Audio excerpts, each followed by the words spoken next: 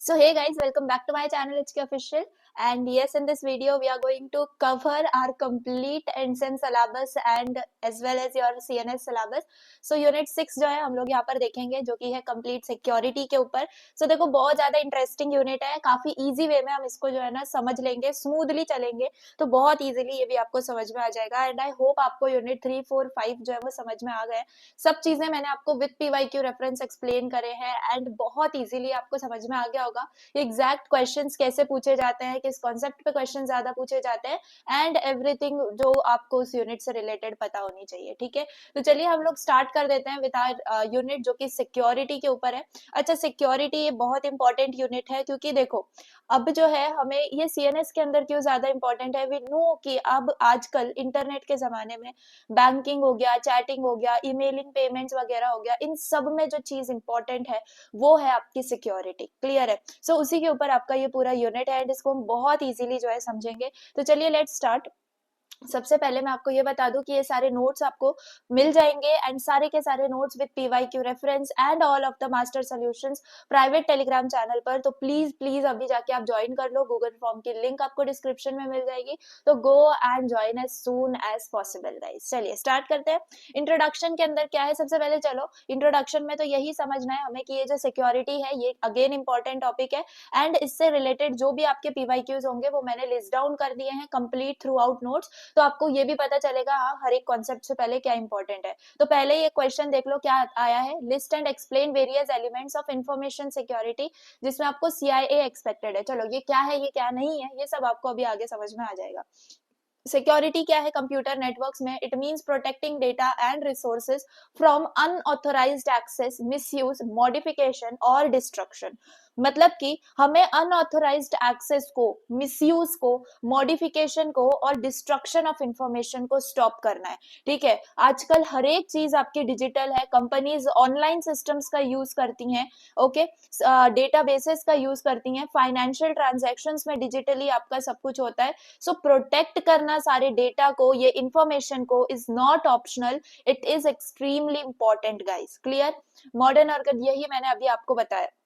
So I hope you understood about this. Now, why do we need security? Security की जरूरत ही क्यों है? तो सबसे पहली बात, काफी सारे थ्रेट्स एग्जिस्ट करते हैं. कैसे थ्रेट्स भाई? हैकिंग एग्जिस्ट करता है, डेटा थीफ्ट एग्जिस्ट करता है, malware attacks, impersonation and fraud exist. So as these threats are present, तो इनके वजह से काफी डेंजर जो है हमारी इंफॉर्मेशन के लिए हो सकता है. Information travels over the public networks, attackers can observe और मॉडिफाई द डेटा. तो हमारा जो डेटा है जब इंटरनेट के थ्रू जाता है तो ऑब्वियसली अटैकर्स उसको देख सकते हैं और उसको मॉडिफाई भी कर सकते हैं. लाइक समवन जो आपके व्हाट्सएप मैसेजेस रीड कर रहा हो while they are getting travelled और मतलब delivered to the person you are chatting with. Okay, तो ये इसलिए आपकी सिक्योरिटी इंपॉर्टेंट है. सेंसिटिव डेटा जैसे कि पासवर्ड्स हो गए, बैंक डिटेल्स हो गई, बिजनेस फाइल्स हो गए, इन सबको प्रोटेक्ट करना बहुत ज्यादा इंपॉर्टेंट है क्योंकि अगर ये लीक हो गए तो काफी ह्यूज लॉस सभी को फेस करना पड़ सकता है. Security ensures that only authorized users can access the information. Obviously security की वजह से हम ये इंश्योर करते हैं कि सिर्फ और सिर्फ जो करेक्ट पर्सन है, उसका ऑथराइज्ड पर्सन है, उसी को उस चीज का एक्सेस मिल पाए, किसी और को नहीं. ठीक है, तो प्रोटेक्शन के अंदर क्या क्या होता है, हम प्रिवेंट कर सकते हैं अनऑथराइज्ड एक्सेस को, है ना. हम स्टॉप कर सकते हैं लोगों को जो ट्राई करें हमारे सिस्टम में एंटर करना विदाउट परमिशन. अटैक्स डिटेक्ट कर सकते हैं, है ना, जो भी हैक करना चाहता है उसको हम डिटेक्ट कर सकते हैं. रिकवरिंग आफ्टर एन अटैक, तो अगर कोई अटैक हो भी जाता है तो how do we fix and restore everything, that also involves in protection. Then maintaining secure communication, तो हमें ये मतलब इंश्योर करना है कि जो डेटा ट्रैवल होता है सेंडर टू रिसीवर वो सेफली ट्रैवल करे. ओके, सो ये सारे प्रोटेक्शन के अंदर आपकी चीजें इन्वॉल्व होती हैं. Examples of the security violation में सबसे पहला है ईव्सड्रॉपिंग.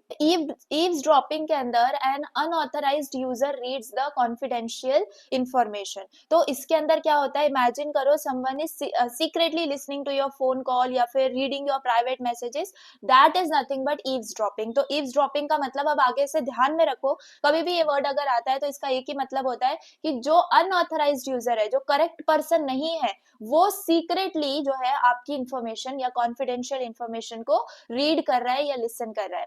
मॉडिफिकेशन, तो अटैकर क्या करता है, आपका डेटा ट्रांसमिशन के टाइम, यानी ये आप सेंडर हो या आप रिसीवर हो, आप मैसेज सेंड कर रहे हो, तो इस ट्रांसमिशन के टाइम पे आपका जो मैसेज है, लेट सपोज एबीसी, उसको मॉडिफाई कर देता है, that happens in modification. Then message replay, तो यहाँ पर क्या होता है, जो ओल्ड मैसेजेस हैं वो कैप्चर करे जाते हैं एंड वापस से सेंड करे जाते हैं, ठीक है। फॉर एग्जाम्पल अटैकर क्या करता है, पुराना मैसेज है पे ₹100, वो वापस से उसको भेजता है, मतलब वापस से वही सेम चीज वो चाहता है for his profit. Clear.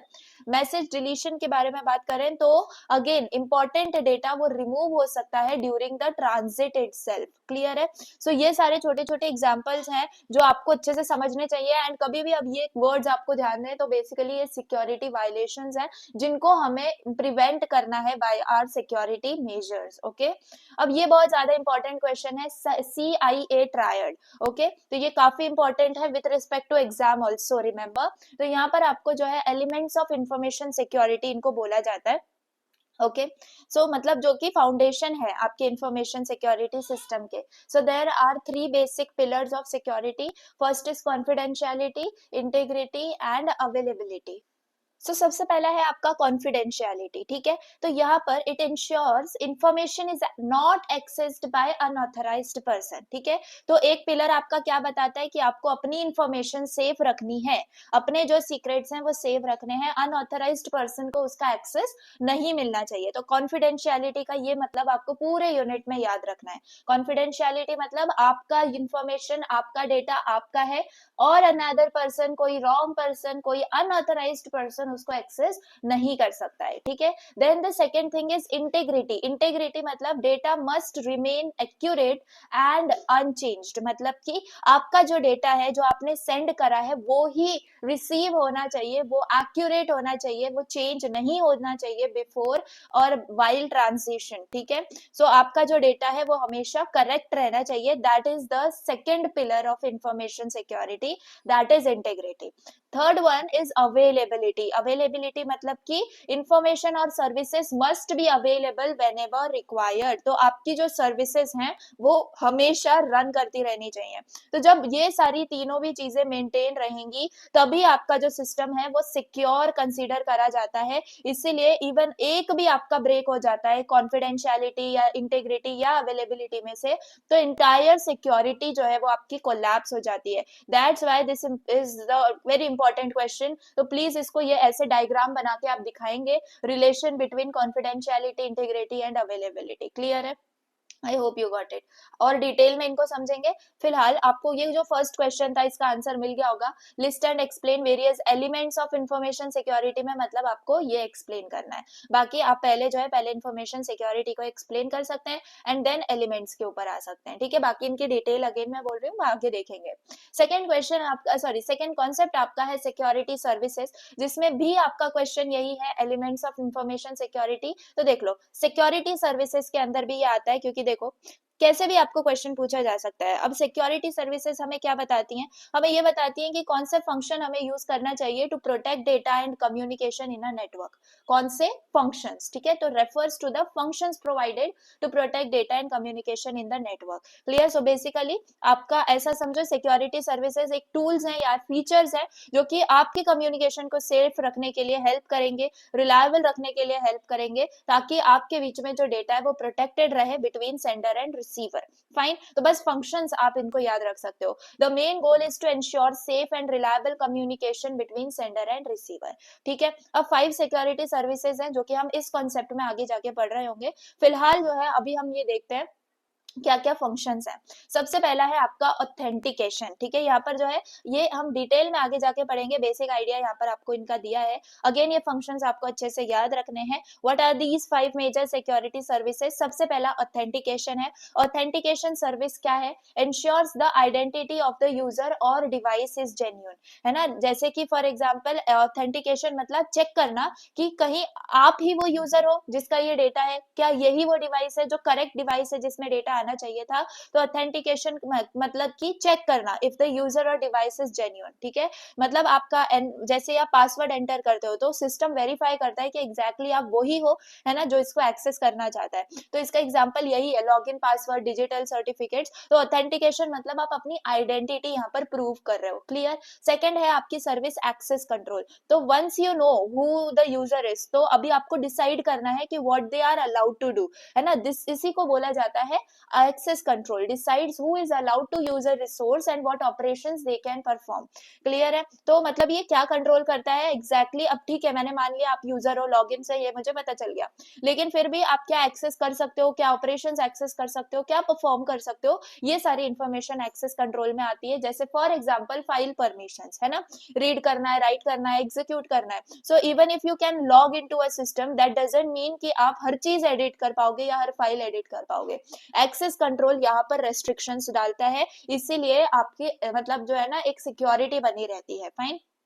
Thirdly data confidentiality. तो कॉन्फिडेंशियलिटी का तो मतलब आपको बहुत अच्छे से पता है कि आपकी इंफॉर्मेशन को सीक्रेट रखना फ्रॉम द अनऑथराइज्ड पर्सन, है ना। सो यहाँ पर ये वही है क्या, it prevents unauthorized disclosure of the information. आपके व्हाट्सएप मैसेजेस एनक्रिप्टेड होते हैं, so even if someone catches them they will not understand, क्योंकि वो रीड ही नहीं कर पाएंगे उसको, वो ऐसे एनक्रिप्टेड होते हैं। So the thing is that कि डेटा कॉन्फिडेंशियलिटी इंपॉर्टेंट है एंड इसको अचीव किया जाता है by encryption. Okay. Then data integrity. Data integrity का मतलब क्या होता है, डेटा जो है वो आपका चेंज नहीं होना चाहिए when it is being transmitted. So बस यही है। फॉर एग्जांपल आपने इमेजिन करो, आपने सेंड किए मतलब आपने ये मैसेज सेंड किया कि ट्रांसफर ₹1000, बट अटैकर ने उसको मतलब मॉडिफाई कर दिया और बोल दिया 9000 या 10000 सेंड करो। This means integrity lost, right. So इसी को इंश्योर किया जाता है यूजिंग दीज फंक्शंस, जैसे कि चेकसम्स हो गया, हैश फंक्शंस हो गए। तो यहाँ पर आपको ये अच्छे से समझ में आ रहा है कि डेटा इंटीग्रिटी को आप क्यों इंपॉर्टेंट समझते हो। Then non repudiation. Non repudiation मतलब सी ये काफी इंटरेस्टिंग है। नॉन रिपीडिएशन मतलब कि सेंडर जो है वो डिनाई नहीं कर सकता सेंडिंग अ मैसेज, और रिसीवर डिनाई नहीं कर सकता रिसीविंग द मैसेज। मतलब आप जो है आप नहीं बोल सकते कि ये मैंने मैसेज सेंड नहीं किया, और रिसीवर नहीं बोल सकता कि मैंने ये रिसीव किया। ओके। सो इसका एग्जांपल आपका डिजिटल सिग्नल्स होता है। मतलब इससे आप प्रिवेंट कर पाते हो पीपल सेइंग कि भाई मैंने तो कभी कभी झूठ बोल देते हैं कि मैंने ये मैसेज सेंड ही नहीं किया या मैंने ये मैसेज या डॉक्यूमेंट रिसीव ही नहीं किया है। तो ये जो डिजिटल सिग्नल्स हैं ये इंश्योर करते हैं आपका नॉन रेपुडिएशन, ठीक है। वंस आपने डिजिटली एक पीडीएफ साइन कर दी, मेल पे भेज दी, यू कैन नॉट डिनाई कि ये आपने नहीं सेंड किया था। क्लियर है। तो ये है non repudiation. So I hope you understood about all these security concern. सबसे पहला आपका था ऑथेंटिकेशन सर्विस, मतलब आप कौन हो। एक्सेस कंट्रोल मतलब आप क्या क्या कर सकते हो। कॉन्फिडेंशियलिटी मतलब आपको अपना डेटा सीक्रेट रखना है। इंटेग्रिटी मतलब आपका डेटा कभी चेंज नहीं होना चाहिए। एंड नॉन रेपुडिएशन मतलब आप कभी डिनाई नहीं कर सकते अपने एक्शन से। So these 5 services form the backbone of network security guys. Clear है। तो नेटवर्क सिक्योरिटी की कभी भी सर्विसेज के ऊपर क्वेश्चन आए तो आपको ये 5 सर्विसेज एग्जांपल के साथ एक्सप्लेन करनी है, ठीक है। अब सीआईएडी ट्राइड जो अभी हमने देखा उसको और डिटेल में समझते हैं, क्योंकि ये है कोर सिक्योरिटी सर्विसेज, ठीक है। अब ये क्या है, आपका हार्ट है। किसका हार्ट, इंफॉर्मेशन सिक्योरिटी का heart. So if you understand this CIA tried properly ना, तो हाफ ऑफ द सिक्योरिटी जो है वो आपको इजीली समझ में आ जाएगी। इसका बेसिक टेस्ट तो अभी हमने ले लिया है, लेकिन थोड़ा डिटेल में यहाँ पे समझते हैं। Again CIA tried is the foundation of all information security systems. It represent 3 essential security requirements that must be maintained in a system, network और कम्युनिकेशन। समझ में आ गई बात। तो सीआईए क्या है, वही चीज है। सी मतलब कॉन्फिडेंशियलिटी, इंटीग्रिटी एंड अवेलेबिलिटी। ये अगर तीनों चीजें साथ में रही तो this ensures that information remains protected, accurate and accessible. Clear. यही डायग्राम है जो यहाँ पे भी बनाया है। एक एक को डिटेल में समझते हैं। चलो, कॉन्फिडेंशियलिटी मतलब क्या कि आप जो है आप मतलब इंश्योर करता है ये कि सिर्फ ऑथराइज्ड जो यूजर्स हैं वो ही इंफॉर्मेशन को एक्सेस कर पाए, ठीक है। अनऑथराइज्ड यूजर्स उसको एक्सेस नहीं कर पाए, रीड ना कर पाए और डेटा को समझ भी ना पाए, है ना। सिर्फ जो राइट पर्सन है बस वही उसको एक्सेस कर पाए। ये है आपकी कॉन्फिडेंशियलिटी। क्या क्या पॉइंट्स आप इसमें लिख सकते हो? No one except the intended receiver can read the message. Clear है बात? जिसको आप भेजना चाह रहे हो बस वही रीड कर पाए, कोई और रीड ना कर पाए। Prevent passive attacks like eavesdropping and traffic analysis. तो अब आपको पता है ईव्सड्रॉपिंग का मतलब, तो ये आपका प्रिवेंट करता है ये काइंड ऑफ अटैक्स को, जैसे कि ये अटैक्स हो गए। Information about individuals must not be revealed to unauthorized person. It includes data confidentiality and traffic flow confidentiality. Clear है? So I hope you understood. अब हाउ कॉन्फिडेंशियलिटी इज अचीव्ड, कैसे इसको अचीव किया जाता है? तो एनक्रिप्शन एक मेथड है ना? आपको पता है एनक्रिप्शन करना मतलब, अगर आप व्हाट्सएप पे मैसेज सेंड कर रहे हो टू द रिसीवर, मतलब आपका जो मैसेज है वो किसी कोडिंग लैंग्वेज के अंदर एनकोड हो जाता है एंड वो एनक्रिप्ट हो जाता है। फिर उसको जो है रिसीवर के साइड पे फिर डिक्रिप्ट किया जाता है, मतलब कि वापस से उसको ओरिजिनल फॉर्म में लेके आया जाता है एंड देन रिसीवर उसको रीड कर सकता है। तो बीच में जो है नेटवर्क में आपका डेटा कभी भी अगर किसी के हाथ भी लगता है, किसी हैकर के हाथ भी लगता है, तो he cannot able to read that or decrypt that. Okay, वो होता है एनक्रिप्शन, जो मेन मेथड है कॉन्फिडेंशियलिटी का। फिर आप एक्सेस कंट्रोल मैकेनिज्म्स का यूज कर सकते हो, स्ट्रॉन्ग पासवर्ड और ऑथेंटिकेशन का यूज कर सकते हो, सिक्योरिटी पॉलिसीज का यूज कर सकते हो, फायरवॉल रूल्स का यूज कर सकते हो। तो बेसिकली ये जो कुछ वर्ड्स हैं ये आपको आगे चल के बहुत इजीली समझ में आएंगे यूनिट में, तो अभी मैं सबको एक्सप्लेन नहीं कर रही हूँ, लेकिन आपको ये समझना है हाँ कॉन्फिडेंशियलिटी आप अचीव किन किन वेज में कर सकते हो। एग्जाम्पल क्या है? When a bank sends an OTP to a user, it must be readable only by the customer, not by attackers on the network. समझ में आ गई बात? सो इसलिए आपकी कॉन्फिडेंशियलिटी जो है वो इंपॉर्टेंट है। इंटीग्रिटी भी इंपॉर्टेंट है भाई। इंटीग्रिटी क्या है? मतलब आपका जो डेटा है वो हमेशा करेक्ट होना चाहिए, एक्यूरेट होना चाहिए, कंसिस्टेंट होना चाहिए, और वो जो रिसीव हुआ है वो अल्टर्ड नहीं होना चाहिए, मतलब मॉडिफाइड नहीं होना चाहिए ड्यूरिंग स्टोरेज और ट्रांसमिशन। क्लियर है? ट्रांसमिट करते वक्त या स्टोर करते वक्त आपका डेटा करेक्ट रहना चाहिए। क्या पॉइंट्स हैं इसके? It prevents unauthorized modification of information. Clear है? फिर it ensures that received data is exactly what was sent, है ना? तो जो सेंड किया था वही रिसीव हुआ है, तो जो डेटा डिलीवरी है वो करेक्ट होनी चाहिए। Again that is insured by integrity. Protects against the malicious और एक्सीडेंटल चेंजेस। तो मैलिशियस और एक्सीडेंटल चेंजेस कब होंगे? जब हैकर्स उसको मतलब एक्सीडेंटली चेंज तो हैकर्स का नहीं हो सकता है, मे बी कोई और रीजन हो सकता है, बट मैलिशियस के अंदर हैकर्स क्या करते हैं? मतलब एडिट कर देते हैं, मॉडिफाई कर देते हैं आपका message, so that thing is prevented or protected in the integrity.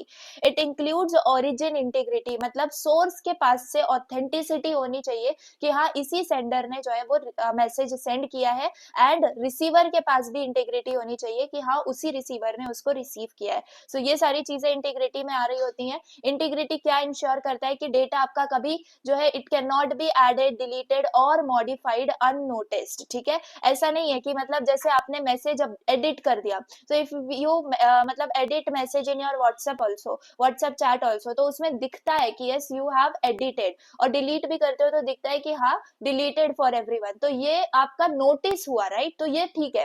Integrity क्या अगर नहीं होगी? जब आप मतलब एडिट कर दोगे और पता भी नहीं चलेगा, डिलीट कर दोगे और पता भी नहीं चलेगा, तो ये चीज नहीं होनी चाहिए, इसीलिए integrity is important. If data is altered तो सिस्टम को वो डिटेक्ट करके फिर दिखाना भी चाहिए। Fine, so that is where integrity takes place. How integrity is achieved? तो हैश फंक्शंस का यूज करके इंटीग्रिटी अचीव होती है, जिसमें कुछ हैश फंक्शंस का एग्जांपल है MD5 और SHA। चेकसम्स का यूज होता है, मैसेज ऑथेंटिकेशन कोड का यूज होता है, डिजिटल सिग्नेचर्स का यूज होता है। सो हैश क्या है? देखो हैश आपके डेटा का फिंगरप्रिंट है, ऐसा समझा जाता है। अगर डेटा चेंज हो जाता है थोड़ा भी, स्लाइटली भी, तो फिंगरप्रिंट भी चेंज हो जाता है। तो वैसे ही आपका हैश फंक्शन से आप नोटिस कर पाते हो कि डेटा चेंज तो नहीं हुआ। सिमिलर पैटर्न में इसका एग्जांपल क्या है? If a message transfer ₹5,000 is change to 50,000 during transmission, तो ऑब्वियसली इंटीग्रिटी जो है इसको चेंज कर लेगी, इस मैकेनिज्म को डिटेक्ट कर लेगी, ताकि आपको पता चल जाए हाँ ये जो मैसेज था या डेटा था ये चेंज हुआ है, मॉडिफाई हुआ है। ठीक है? सो ये है आपका integrity. Now let's see availability. ठीक है? तो अवेलेबिलिटी क्या इंश्योर करता है? कि जो इंफॉर्मेशन है और सर्विसेज हैं वो एक्सेसिबल रहे जब भी ऑथराइज्ड यूजर को उसकी जरूरत है। ठीक है? So whenever needed bye the authorized user, जो भी इंफॉर्मेशन है, सर्विसेज हैं, सब अवेलेबल होनी चाहिए। That is insured by this feature, that is availability. Fine, अब इसमें क्या है? देखो अगर डेटा जो है वो करेक्ट है, even if that data is correct या फिर सीक्रेट भी है, अगर सिस्टम ही स्लो डाउन हो गया तो वो यूजलेस हो जाएगा, राइट? अगर वो यूजर को दिखा ही नहीं, ऑथराइज्ड यूजर को दिखा ही नहीं, तो उसकी क्या फायदा हुआ उस डेटा का? बीइंग करेक्ट, बीइंग सिक्योर, उसका क्या फायदा हुआ? नहीं हुआ, राइट? सो ये जो चीजें वो इंश्योर होती है बाय अवेलेबिलिटी। क्या पॉइंट्स है? System work must work properly and be available at all times, ठीक है? It protects against the attacks that try to make services unavailable, जैसे कि डॉस अटैक्स। डॉस अटैक्स यानी डिनायल ऑफ सर्विस अटैक, इसके बारे में भी हम पढ़ेंगे, लेकिन इस टाइप के अटैक्स की वजह से आपकी सर्विसेज अनअवेलेबल हो जाती हैं, ठीक है? Ensures resources like server, networks and applications work without failure. Clear है? तो ये सारी चीजें आपकी विदाउट फेल रन होनी चाहिए। अवेलेबिलिटी हम अचीव कर सकते हैं यूजिंग रिलायबल नेटवर्क कनेक्शंस, ठीक है? कनेक्शंस हमारे जो है वो प्रॉपर हो, लोड बैलेंसिंग हो, देन बैकअप सिस्टम्स अवेलेबल हैं, हार्डवेयर रिडंडेंसी हो, intrusion detection and prevention, protection against the DoS attacks and regular maintenance. तो हमें कैसे भी करके हमें जो है अपनी अवेलेबिलिटी को मेंटेन करके रखना है, क्योंकि अगर अवेलेबिलिटी फेल हो गई तो इवन अगर आपका सिस्टम सिक्योर भी है तो वो अनयूजेबल हो जाएगा, क्योंकि हमें पता है CIA, कंसिस्टेंसी, इंटीग्रिटी और अवेलेबिलिटी, तीनों में से एक भी अगर आपका ब्रेक हो जाता है तो पूरा का पूरा सिक्योरिटी आपका स्लो डाउन हो जाता है, लूज हो जाता है, ठीक है? एग्जाम्पल देख लो, banking website must be available 24/7। अगर वो जरा से भी टाइम के लिए डाउन हो गए, सिस्टम आपका सर्वर डाउन हो गया, तो ट्रांजेक्शन की वजह से यहाँ पर क्या हो सकता है? अवेलेबिलिटी वायलेट हो सकती है एंड काफी लॉस हो सकता है। क्लियर है बात? आई होप यू गॉट इट। तो क्या समरी है देख लो, कॉन्फिडेंशियलिटी के अंदर अनऑथराइज्ड एक्सेस प्रिवेंट करता है। हम इस कौन से थ्रेड से प्रिवेंट करते हैं? Eavesdropping, traffic analysis. कौन सी टेक्निक्स यूज करते हैं? Encryption, access control. Similarly integrity क्या है? अनऑथराइज्ड मॉडिफिकेशन प्रिवेंट करना। आपका जो डेटा है वो हमेशा करेक्ट होना चाहिए। तो ये जो है कौन से थ्रेड्स प्रिवेंट करता है? टैम्परिंग, फॉरगरी। टेक्निक्स कौन सी यूज होती है? हैशिंग, मैक और डिजिटल सिग्नेचर्स। अवेलेबिलिटी की बात करें तो यहाँ पर हमेशा आपका जो सिस्टम है वो क्या होना चाहिए? रनिंग होना चाहिए। It insures the access whenever required by the authorized user. DoS attacks threat जो है इसको प्रिवेंट करता है, सिस्टम फेलियर प्रिवेंट करता है। तो इसके टेक्निक्स यही है कि बैकअप्स करते रहो, रिडंडेंसी रहे, और आईडीएस को हम अभी आगे पढ़ने वाले हैं। तो why this CIA triad is important? अब ट्रायड तो आपको समझ में ही आ रहा है क्यों बोल रहे हैं, क्योंकि ये तीनों भी सिस्टम इक्वली इंपॉर्टेंट है। फाइन। तो this forms the core of network security architecture. Fine, बहुत ज्यादा इंपॉर्टेंट है, एकदम बेसिक सी चीजें जो कि हमारे लिए होनी चाहिए। All security policies and mechanisms, जैसे कि IPsec हो गया, SSL, HTTPS, फायरवॉल्स, इन सबको अभी हम आगे पढ़ेंगे। ये सब डिजाइन होते हैं टू अचीव दिस CIA यानी अगेन द सेम थिंग, ये तीनों भी सर्विसेज अवेलेबल होंगी तभी आपका जो सिस्टम है वो सिक्योर कहलाया जाएगा। तो ये सारे जो मैकेनिज्म्स हम बनाते हैं वो डिजाइन करते हैं to achieve this thing, and अगर हमने ये अचीव कर लिया तो ऑब्वियसली सिक्योरिटी अचीव हो जाती है। So without any one component the system becomes insecure, है ना? तो अगर कॉन्फिडेंशियलिटी नहीं है तो डेटा लीक हो जाएगा, इंटीग्रिटी नहीं है तो डेटा करप्ट हो जाएगा, अवेलेबिलिटी नहीं है तो भाई सर्विस फेलियर हो जाएगा। क्लियर है? चलो अब आगे बढ़ते हैं। एक PYQ तो आपका बहुत अच्छे से जो है वो प्रिपेयर हो गया है। Now let's understand need of security. Security की जरूरत क्यों है? आपको PYQ देखो कैसे आया है, डायरेक्ट PYQs नहीं है, बट कॉन्सेप्ट देख लो यहाँ पर कैसे कैसे पूछे गए। अगेन एलिमेंट्स के अंदर हमें पता होना चाहिए, एक नीड ऑफ सिक्योरिटी का एक्स्ट्रा क्वेश्चन आ सकता है, बाकी जस्ट एक डायरेक्ट क्वेश्चन नहीं है, बट हमें आगे के जो है ना कॉन्सेप्ट्स को समझने के लिए ये नीड ऑफ सिक्योरिटी को समझना जरूरी है। तो security is required in computer networks to protect data, resource and communication from attackers, ठीक है? जैसे as organizations increasingly depend on digital system, protecting information from misuse, modification और अनऑथराइज्ड एक्सेस बिकम्स एसेंशियल, है ना? क्यों इंपॉर्टेंट है, समझ में आ रही है बात? तो सिक्योरिटी के वजह से आजकल जो हमारी ऑर्गेनाइजेशन जो डिजिटल सिस्टम्स पे वर्क कर रही हैं वो सारी प्रोटेक्टेड रहती हैं, उनका डेटा मिसयूज नहीं होता है, मॉडिफाई नहीं होता है, जो कि बहुत ज्यादा इंपॉर्टेंट है मेंटेन करना। सबसे पहली बात, increasing dependence on the computer networks, है ना? मतलब जो मॉडर्न लाइफ है वो तो नेटवर्क्स पर ही वर्क करती है। अगर नेटवर्क फेल हो गए तो बैंकिंग स्टॉप हो जाएगी, हॉस्पिटल सफर करेंगे, E-कॉमर्स जो है वो स्टॉप हो जाएगा, गवर्नमेंट के ऑपरेशन हॉल्ट हो सकते हैं। So even a small security failure millions of people को मतलब ना अफेक्ट कर सकता है and millions of services affect कर सकता है, ठीक है। सेंसिटिव डेटा ट्रांसमिशन, तो हर दिन वी सेंड कॉन्फिडेंशियल डेटा, मुझे बताओ हमारे पास पासवर्ड्स हैं, बैंक डिटेल्स हैं, ओटीपीज हैं, ये सारी चीजें हम लोग शेयर कर रहे होते हैं which are the top secrets, right. So ये सब जब पब्लिक नेटवर्क पे ट्रैवल करता है तो अटैकर्स इजीली उसको इंटरसेप्ट कर सकते हैं, मॉडिफाई कर सकते हैं।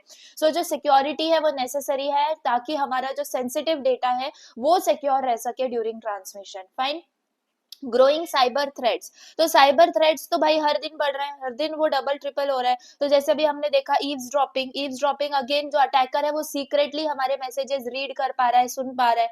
आइडेंटिटी थेफ्ट, यानी कि अटैकर जो है वो प्रिटेंड कर रहा है कि वो आप हो, मतलब आप मैसेज सेंड कर रहे हो लेकिन अटैकर क्या प्रिटेंड कर रहा है कि वो हो आप, राइट। सो बेसिकली वो आप बन के मॉडिफिकेशंस कर रहा है।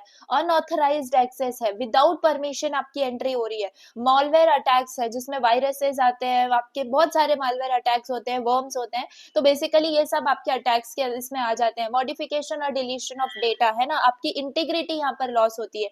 तो ये सारे डेंजर्स जो हैं they require strong security measures, fine. Then financial loss and reputation damage, obviously ये तो बहुत इंपॉर्टेंट है फॉर कंपनीज। एक छोटा सा, एक सिंगल सा सिक्योरिटी ब्रीच अगर हो गया तो it can cause huge financial loss and customer का ट्रस्ट डिस्ट्रॉय कर सकता है। So that is why financial loss and reputation damage is very very, मतलब अब ऐसे कह दो कि बहुत बड़ा थ्रेट है for companies. Protection of resources की बात करें तो अनऑथराइज्ड यूजर जो है उनको जो है they must not be allowed to access important resources, जैसे सर्वर्स हो गए, मेमोरी एप्लीकेशंस हो गए, नेटवर्क्स हो गए। अनऑथराइज्ड यूजर उनको कैसे भी अलाउ नहीं कर सकता, एक्सेस नहीं कर सकता। Hence protection of resources is important. Legal and compliance requirements, तो कंपनीज जो है वो साइबर सिक्योरिटी लॉज को फॉलो करती हैं, डेटा प्रोटेक्शन लॉज को फॉलो करती हैं, रेगुलेशंस फॉलो करते हैं, क्योंकि अगर ये फेल हो गए तो वो काफी सारी पेनल्टीज फेस कर सकते हैं और उनके ऊपर लीगल एक्शन हो सकता है, क्लियर है।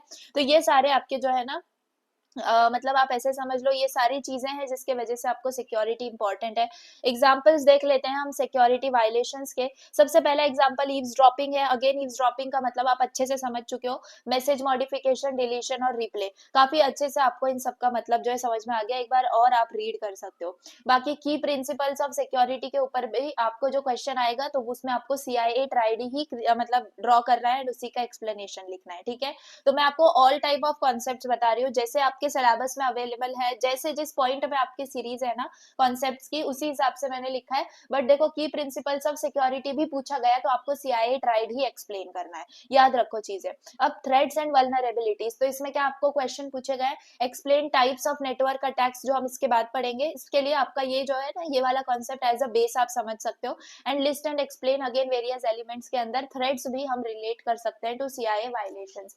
तो थ्रेट क्या है, सबसे पहली बात, threat is an potential danger that can exploit a weakness in a system and cause damage to data or services, है ना। थ्रेट क्या है, एक पोटेंशियल डेंजर है जिसके वजह से मतलब आपका जो है ना सिस्टम वो वीक हो सकता है, क्लियर है। एंड ये चीजें पता चल सकती है, like it can cause damage to data services, जब भी हमें जो है ना उसकी जरूरत होगी तब वो चीजें आपकी डैमेज हो जाती हैं। And when it takes advantage of some weakness, कैसी वीकनेस हो सकती है, एनी वीकनेस, ठीक है। तो प्लीज ये चीज याद रखो, थ्रेट्स मतलब एक पोटेंशियल डेंजर है जो कि एक्सप्लॉइट कर सकता है और weakness in a system and उसके वजह से डेटा सर्विसेज को डैमेज कर सकता है। एग्जांपल आपके hackers, malware, DoS attacks, data leakage, spoofing वगैरह, इसके वजह से आपकी जो मतलब है ना थ्रेट आपका क्रिएट होता है।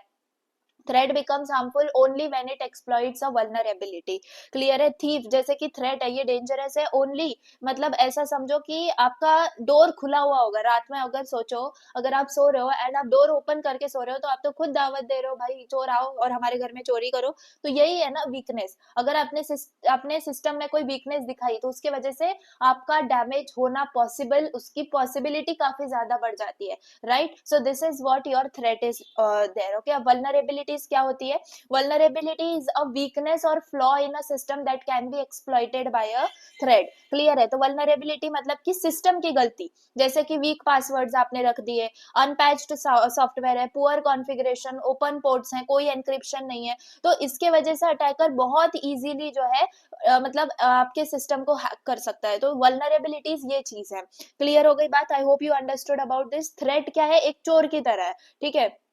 मतलब वो डेंजरस तभी है जब आपने अपना जो है ना डोर ओपन कर रखा है, अनलॉक कर रखा है ना, मतलब आपका जो सिस्टम है वो ओपन कर रखा है, उसकी वीकनेस दिखा रखी है आपने, है ना, तब आपका थ्रेट बोला जाएगा। और वल्नरेबिलिटीज मतलब आपकी सिस्टम की गलतियां, है ना, आपका अटैकर जो है वो इजीली आपकी जो है चीजें हैक कर सकता है, मॉडिफाई कर सकता है, सो वो वल्नरेबिलिटीज में आ जाता है। रिलेशनशिप क्या है, थ्रेट अटैकर्स की कैपेबिलिटी है ना, वल्नरेबिलिटी सिस्टम की वीकनेस है, और रिस्क का मतलब भाई ये दोनों साथ में आ जाना, ठीक है। अगर एक भी जीरो है मतलब थ्रेट जीरो है और या फिर वल्नरेबिलिटी जीरो है, तो ये मल्टीप्लाई से आप समझ पा रहे हो, अगर एक भी जीरो है तो आपका रिस्क जो है वो जीरो हो जाता है। If there is a strong threat but vulnerability नहीं है तो आप सेफ हो, if there is vulnerability but no threat तो भी आप सेफ हो, बट अगर दोनों एग्जिस्ट करते हैं तो अटैक 100% होगा, ये भी गारंटी है, ठीक है। तो I hope you understood about this relationship as well. अब थ्रेड्स की क्या कैटेगरीज है देख लो, हर एक कैटेगरी बहुत अच्छे से समझो, बस 4 कैटेगरीज है। सबसे पहले है इंटरप्शन, ठीक है। इंटरप्शन यहाँ पर जो सोर्स है वो रिसोर्स है वो आपका अनअवेलेबल हो जाता है ना। डॉस अटैक में क्या होता है, जो अटैकर है वो सर्वर को इतना ओवरलोड कर देता है कि जो यूजर है वो उसको एक्सेस ही नहीं कर पाता, ठीक है। तो इंटरप्शन मतलब कि आप जो है किसी चीज को, किसी सिस्टम को पूरा उसकी वर्किंग को स्टॉप कर दो, ठीक है। तो ये सबसे पहला आपका थ्रेट है इंटरप्शन, फाइन। उसके बाद सेकेंड थ्रेट है आपका इंटरसेप्शन। इंटरसेप्शन मतलब जो अनऑथराइज्ड पर्सन है उसको आपका डेटा मिल गया, उसका एक्सेस मिल गया, तो इसके एग्जांपल आपको अच्छे से पता है, ईव्स ड्रॉपिंग, वायर टेपिंग, ठीक है। तो ये क्या है आपके इंटरसेप्शन। इंटरसेप्शन के अंदर क्या होता है, अटैकर जो है वो साइलेंटली, सीक्रेटली आपका जो डेटा है उसको कैप्चर कर रहा होता है, सुन रहा होता है, ठीक है। So I hope you understood what is interception as well. Modification क्या है, डेटा आपने चेंज कर दिया विदाउट परमिशन, ठीक है, अल्टरिंग अ मैसेज, तो ये है आपका क्या, modification. So that is the thing. Fourth आपका थ्रेट है फैब्रिकेशन। तो आपका जो फेक डेटा है वो क्रिएट होता है, फॉल्स मैसेजेस क्रिएट होते हैं और फिर वो इंसर्ट किए जाते हैं आपके डेटा के अंदर। सो फेक ईमेल आप जनरेट कर सकते हो और अटैकर सेंड कर सकता है मैसेज प्रिटेंडिंग कि आप वो हो, है ना, ऑथराइज्ड, मतलब आप यूजर हो लेकिन फेक ईमेल आपने भेजा है, ठीक है। तो आपका फैब्रिकेशन मतलब आप फेक मतलब इंफॉर्मेशन क्रिएट करते हो और सेंड करते हो, तो एफ से याद रखो, फेक, फाइन। सो इंटरप्शन, इंटरसेप्शन, मॉडिफिकेशन और फैब्रिकेशन, ये 4 आपकी कैटेगरीज हैं किसके, थ्रेड्स के, ठीक है। I hope you understood about this. Common vulnerabilities कौन सी हैं, पुअर ऑथेंटिकेशन, आपने वीक लॉगिन सिस्टम्स बना रखे हैं, इनसिक्योर नेटवर्क कॉन्फ़िगरेशंस, आपने सेटिंग्स जो है वो गलत कर रखी हैं, मिसिंग पैचेस मतलब आपने सॉफ्टवेयर को अपडेट ही नहीं किया, है ना, then you have software bugs, errors हैं आपके कोड के अंदर, वीक एनक्रिप्शन है, आप इजीली आपका कोई भी जो है प्रोटेक्शन ब्रेक कर सकता है, लैक ऑफ फिजिकल सिक्योरिटी है, सर्वर्स जो है वो आपने एक्सपोज कर रखे हैं। सो जो वल्नरेबिलिटीज हैं ये आपकी ये आ जाती है, एंड अगर आपने ये रिमूव कर दिया तो ऑब्वियसली थ्रेट्स की वजह से आपको कोई अटैक नहीं होगा, ठीक है। तो बस इतना याद रखो, थ्रेट क्या है आपका, थ्रेट है आपका डेंजर, क्लियर है। और आपके वल्नरेबिलिटीज क्या है, वल्नरेबिलिटीज आपकी क्या है, वल्नरेबिलिटीज है आपकी वीकनेस या फिर आपका मिस्टेक्स, क्लियर है, जो आपने सिस्टम्स के अंदर कर रखे हैं। आई hope you understood about this. तो बस इनको बिल्कुल कंफ्यूज मत होना इन चीजों में, ठीक है। और ये भी याद रखना कि अगर थ्रेट जीरो है तो वल्नरेबिलिटी से अगर होके भी आपका सिस्टम सेफ रहेगा, थ्रेट अगर वीक है मतलब थ्रेट अगर है और वल्नरेबिलिटी नहीं है तो भी आपका सिस्टम सेफ रहेगा, होने मतलब अटैक होने के लिए इन दोनों का होना जरूरी है। समझ में आ गई बात, आई होप यू गॉट इट। अब टाइप्स ऑफ अटैक्स के ऊपर काफी क्वेश्चन है, जिसमें आपको directly types of network attack पे क्वेश्चन आया हुआ है, डिफरेंशिएट पे क्वेश्चन आया हुआ है, and draw and explain operational model, जो इसके बाद हम लोग देखेंगे, उसके ऊपर क्वेश्चन आ गया। तो अगेन ये इंपॉर्टेंट कॉन्सेप्ट है, ध्यान देना। अटैक्स आपके दो टाइप्स के होते हैं, पैसिव अटैक्स और एक्टिव अटैक्स। पैसिव मतलब कि साइलेंट चोर है भाई, ये क्या है, साइलेंट थीफ। और एक्टिव अटैक यानी कि अटैकर जो है ना वो डैमेज भी कर रहा है, अपन मॉडिफाई भी कर रहा है चीजों को, तो आप इसको ये समझ रहे हो, क्लियर है। यहाँ पर इसको अटैक समझ सकते हो आप, attack that damage and modify, ठीक है। सो ये आपके दो टाइप के अटैक्स होते हैं, समझ में आ गई बात। चलो एक एक अटैक को अच्छे से समझते हैं। फर्स्ट है आपका पैसिव अटैक। तो passive attack do not alter data, ये याद रखो, वो अपडेट या मॉडिफाई नहीं करते आपके डेटा को, अटैकर सिर्फ देखता है और कम्युनिकेशन को मॉनिटर करता है, ठीक है, आपकी जो बातें हैं बस वो सुनता है ना, उसको मॉडिफाई नहीं कर सकता। गोल क्या होता है, सिर्फ अनऑथराइज्ड इंफॉर्मेशन को गेन करना, ठीक है ना। बस ये क्या है, देखता रहता है, टच नहीं करता कोई चीज, बस इसको इंफॉर्मेशन डिटेक्ट करनी होती है। समझ में आ गई बात। सो फर्स्ट इसमें कौन से पैसिव अटैक्स हो सकते हैं, देखो सबसे पहला है रिलीज ऑफ मैसेज कंटेंट, है ना। जो अटैकर है वो एक्चुअल मैसेज रीड कर पा रहा है, ये सिंपलेस्ट टाइप ऑफ आपका पैसिव अटैक है, जिसमें कोई आपके जो है ना सीक्रेट आपके जो ईमेल्स हैं या फिर सीक्रेट आपके जो चैट्स हैं वो रीड कर पा रहा है, वो है आपका सबसे पहला पैसिव अटैक। सेकंड है ट्रैफिक एनालिसिस, मतलब sometimes even if data is encrypted attacker studies the pattern such as message की लेंथ, फ्रीक्वेंसी, टाइमिंग एंड फिर उससे वो यूजफुल इंफॉर्मेशन एक्सट्रैक्ट कर लेते हैं, है ना।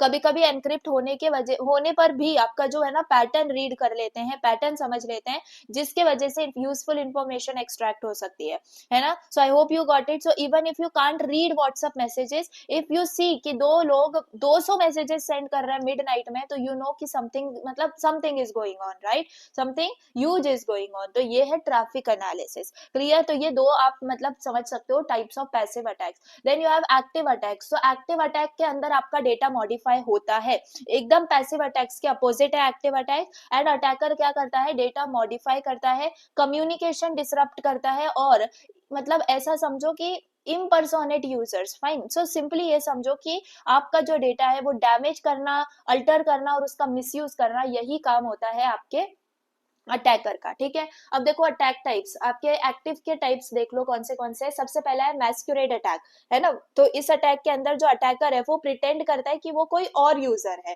ठीक है, लॉगिन किसी और ने किया है, ठीक है, logging into a system by using someone else credential, ठीक है, ये होता है मैस्क्यूरेड अटैक। इसके अंदर देख लो आपके पास लेफ्ट में ये आपका क्या है, यू सी यहाँ पर सेंडर है, यहाँ पर रिसीवर है, लेकिन ये जो अपोनेंट है, ये अपोनेंट क्या कर रहा है, that appears to be from the sender itself, clear है। तो अटैकर क्या कर रहा है, मैसेज सेंड कर रहा है that appears to be from the sender, ठीक है। तो रिसीवर क्या सोच रहा है कि भाई मैसेज तो जेन्युइन है, ये भेजा इसने है, लेकिन उसको क्या पता असल में इसने सेंडर बन के भेजा है, क्योंकि इसके लॉगिंग क्रेडेंशियल जो है वो इसने अपने सिस्टम में रख लिए, अपने सिस्टम में ओपन कर लिया, एंड अब वो ये सेंडर बन के रिसीवर को मैसेज भेज रहा है। तो ये है आपका मैस्क्यूरेड अटैक, ठीक है। फिर आपके पास आता है रीप्ले अटैक। रिप्ले अटैक क्या है, जिसके अंदर previously captured valid data is recent, है ना। मतलब अटैकर क्या करता है, पुराने जो है ना डिटेल्स वो वापस से सेंड करता है, एंड ये सबसे ज्यादा बैंक ट्रांजैक्शन रिक्वेस्ट के अंदर आपका रिप्ले अटैक देखा जाता है ना। जैसे फॉर एग्जांपल यहाँ पर सेंडर है, सेंडर ने कुछ तो रिसीवर को पहले भेजा, लेट सपोज इसने भेजा कि ₹100 सेंड कर दो, तो भाई रिसीवर दोस्त था, उसने बोला ठीक है 100 सेंड कर दिए। उसके बाद क्या करता है, अपोनेंट वापस से वो मैसेज भेजता है, वो होता है रिप्ले अटैक। एंड एज ये आपका एक्टिव अटैक है, तो वो इस मैसेज को एडिट भी कर सकता है, हो सकता है वो ये सेंडर ही बन के आपसे 1000 रुपए मांग ले, एंड रिसीवर भाई फिर से दोस्त की भावनाओं में बह के उस अपोनेंट को वो पैसे भेज दे, है ना। तो ये रिप्ले अटैक होता है, जो सबसे ज्यादा बैंक ट्रांजेक्शन के अंदर देखा जाता है। Modification of messages, modification of messages में क्या है, जो अटैकर है वो मैसेज का जो है ना पार्ट अपडेट कर देता है, एडिट कर देता है। तो इसमें डायरेक्टली जो मैसेज है, जो भेजने वाला 5000 पे करने के लिए मांग रहा है सेंडर, वो अपोनेंट ने क्या कर दिया, 50,000 मांग लिया भाई। तो क्या हुआ यहाँ पर, सेंडर से तो कोई डेटा नहीं गया, अपोनेंट ने क्या कर दिया, उस डेटा को मॉडिफाई कर दिया, और रिसीवर को लगा भाई जेन्युइनली इसको क्या चाहिए, 50,000 रुपए की जरूरत है, ठीक है। सबसे फेमस आपका है denial of service attack. Denial of service attack, जिसको डॉस अटैक भी बोलते हैं, इसके अंदर आपकी जो सर्विसेज है वो ही अनअवेलेबल हो जाती हैं, ताकि यूजर्स कुछ देख ही ना पाए, एक्चुअली जो डेटा है वो समझ ही ना पाए, है ना। तो इसके अंदर क्या होता है, जो अटैकर है वो कोई डेटा चुराता नहीं है, कुछ नहीं करता, उसका बस गोल यही होता है कि वो जो आपका एक्सेस है वो ब्लॉक कर दे सिस्टम से, है ना। और वो ब्लॉक कैसे होता है, आपके सर्वर पे वो इतना ज्यादा लोड डाल देता है, इतना ज्यादा लोड डाल देता है, ताकि आपका जो सर्वर है वो डाउन चला जाता है, ठीक है।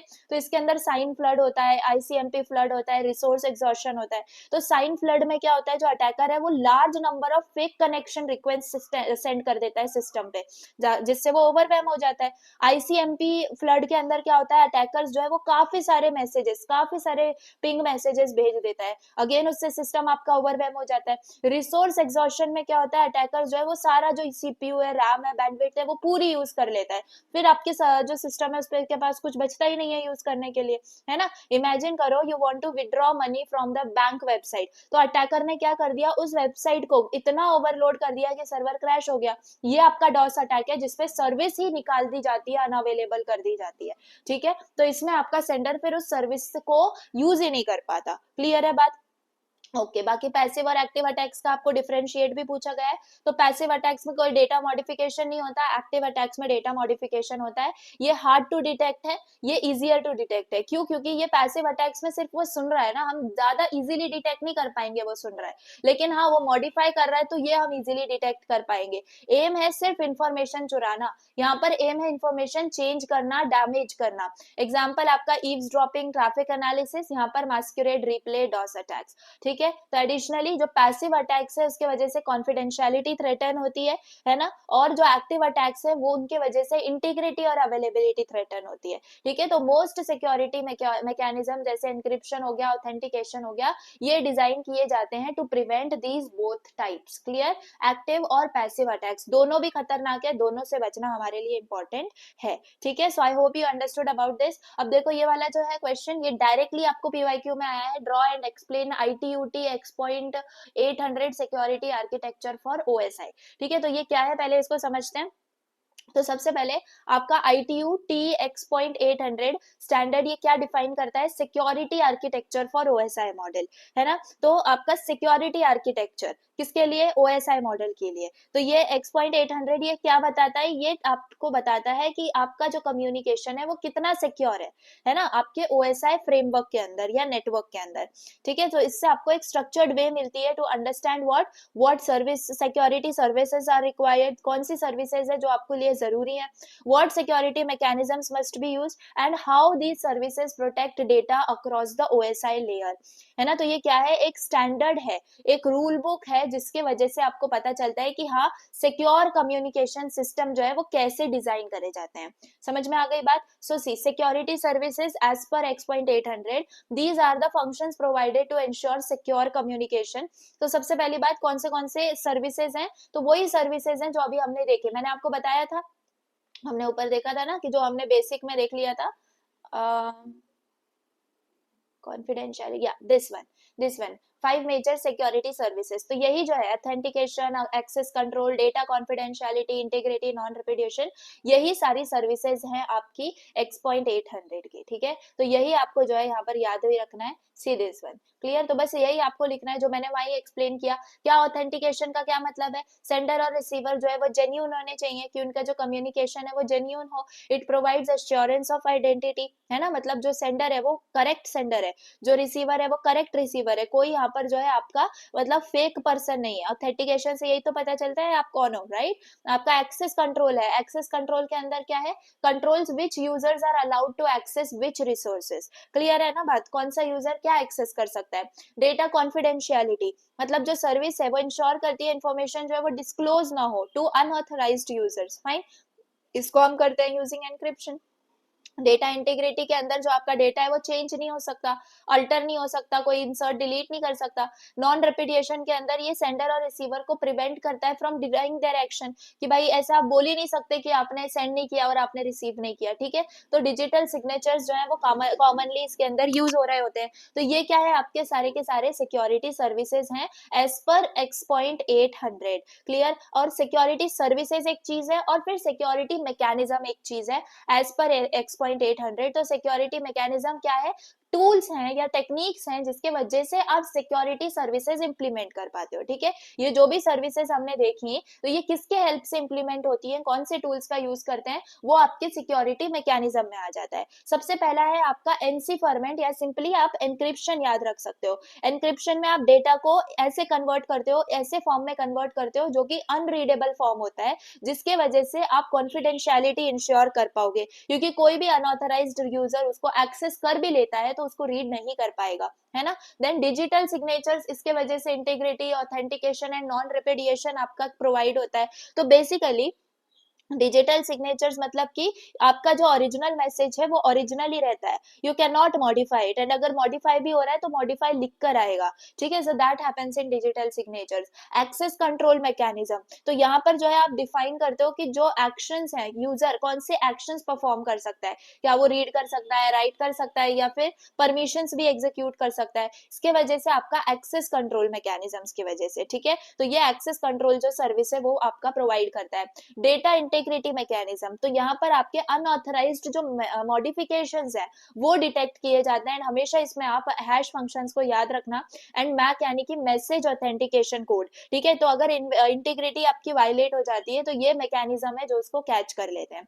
फिर ऑथेंटिकेशन एक्सचेंज, मतलब ये वेरीफाई करता है आइडेंटिटी को बिफोर द कम्युनिकेशन बिगिंस, ठीक है। तो चैलेंज रिस्पॉन्स प्रोटोकॉल जो है इसका एग्जांपल है, जिसमें सिस्टम पूछता है एग्जैक्टली आप कौन हो, तो यूजर प्रूव करता है अपनी आइडेंटिटी। देन ट्रैफिक पैडिंग है, जिसके अंदर आप एक्स्ट्रा बिट्स ऐड करते हो टू प्रिवेंट ट्रैफिक एनालिसिस, मतलब एक्स्ट्रा बिट्स ऐड करते हो ताकि आपका जो कम्युनिकेशन पैटर्न है वो हाइड रहे फ्रॉम द अटैकर्स। अगर अटैकर उसको मतलब रीड नहीं कर पा रहा है, so they must not understand the pattern also. Clear.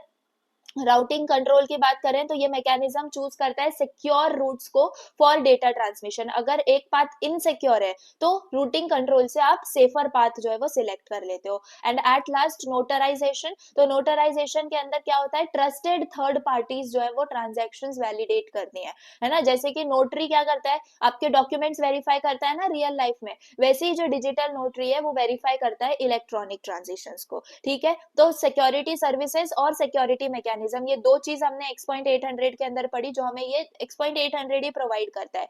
तो सिक्योरिटी सर्विसेज में मतलब आपकी किस चीजों में प्रोटेक्शन जरूरी है, और सिक्योरिटी मैकेनिज्म यानी कि आपकी प्रोटेक्शन कैसे अचीव हो सकती है, ठीक है। तो ये सारे फ्रेमवर्क्स जो हैं वो आपको हेल्प करते हैं to build a secure OSI network, ठीक है। तो ये कहाँ कहाँ अप्लाई हो सकती है OSI मॉडल के अंदर, तो सबसे पहली बात ये जो है आपके डिफरेंट OSI लेयर्स में, एप्लीकेशन लेयर के अंदर ऑथेंटिकेशन, इंटीग्रिटी, नॉन रेपिडिएशन हो सकता है ना। देन ट्रांसपोर्ट के अंदर, ट्रांसपोर्ट लेयर के अंदर end to end encryption, integrity checks आपके हो सकते हैं। ट्रांसपोर्ट लेयर क्या इंश्योर करता है, आपका डिलीवरी जो है वो करेक्टली हो बिटवीन सेंडर एंड रिसीवर।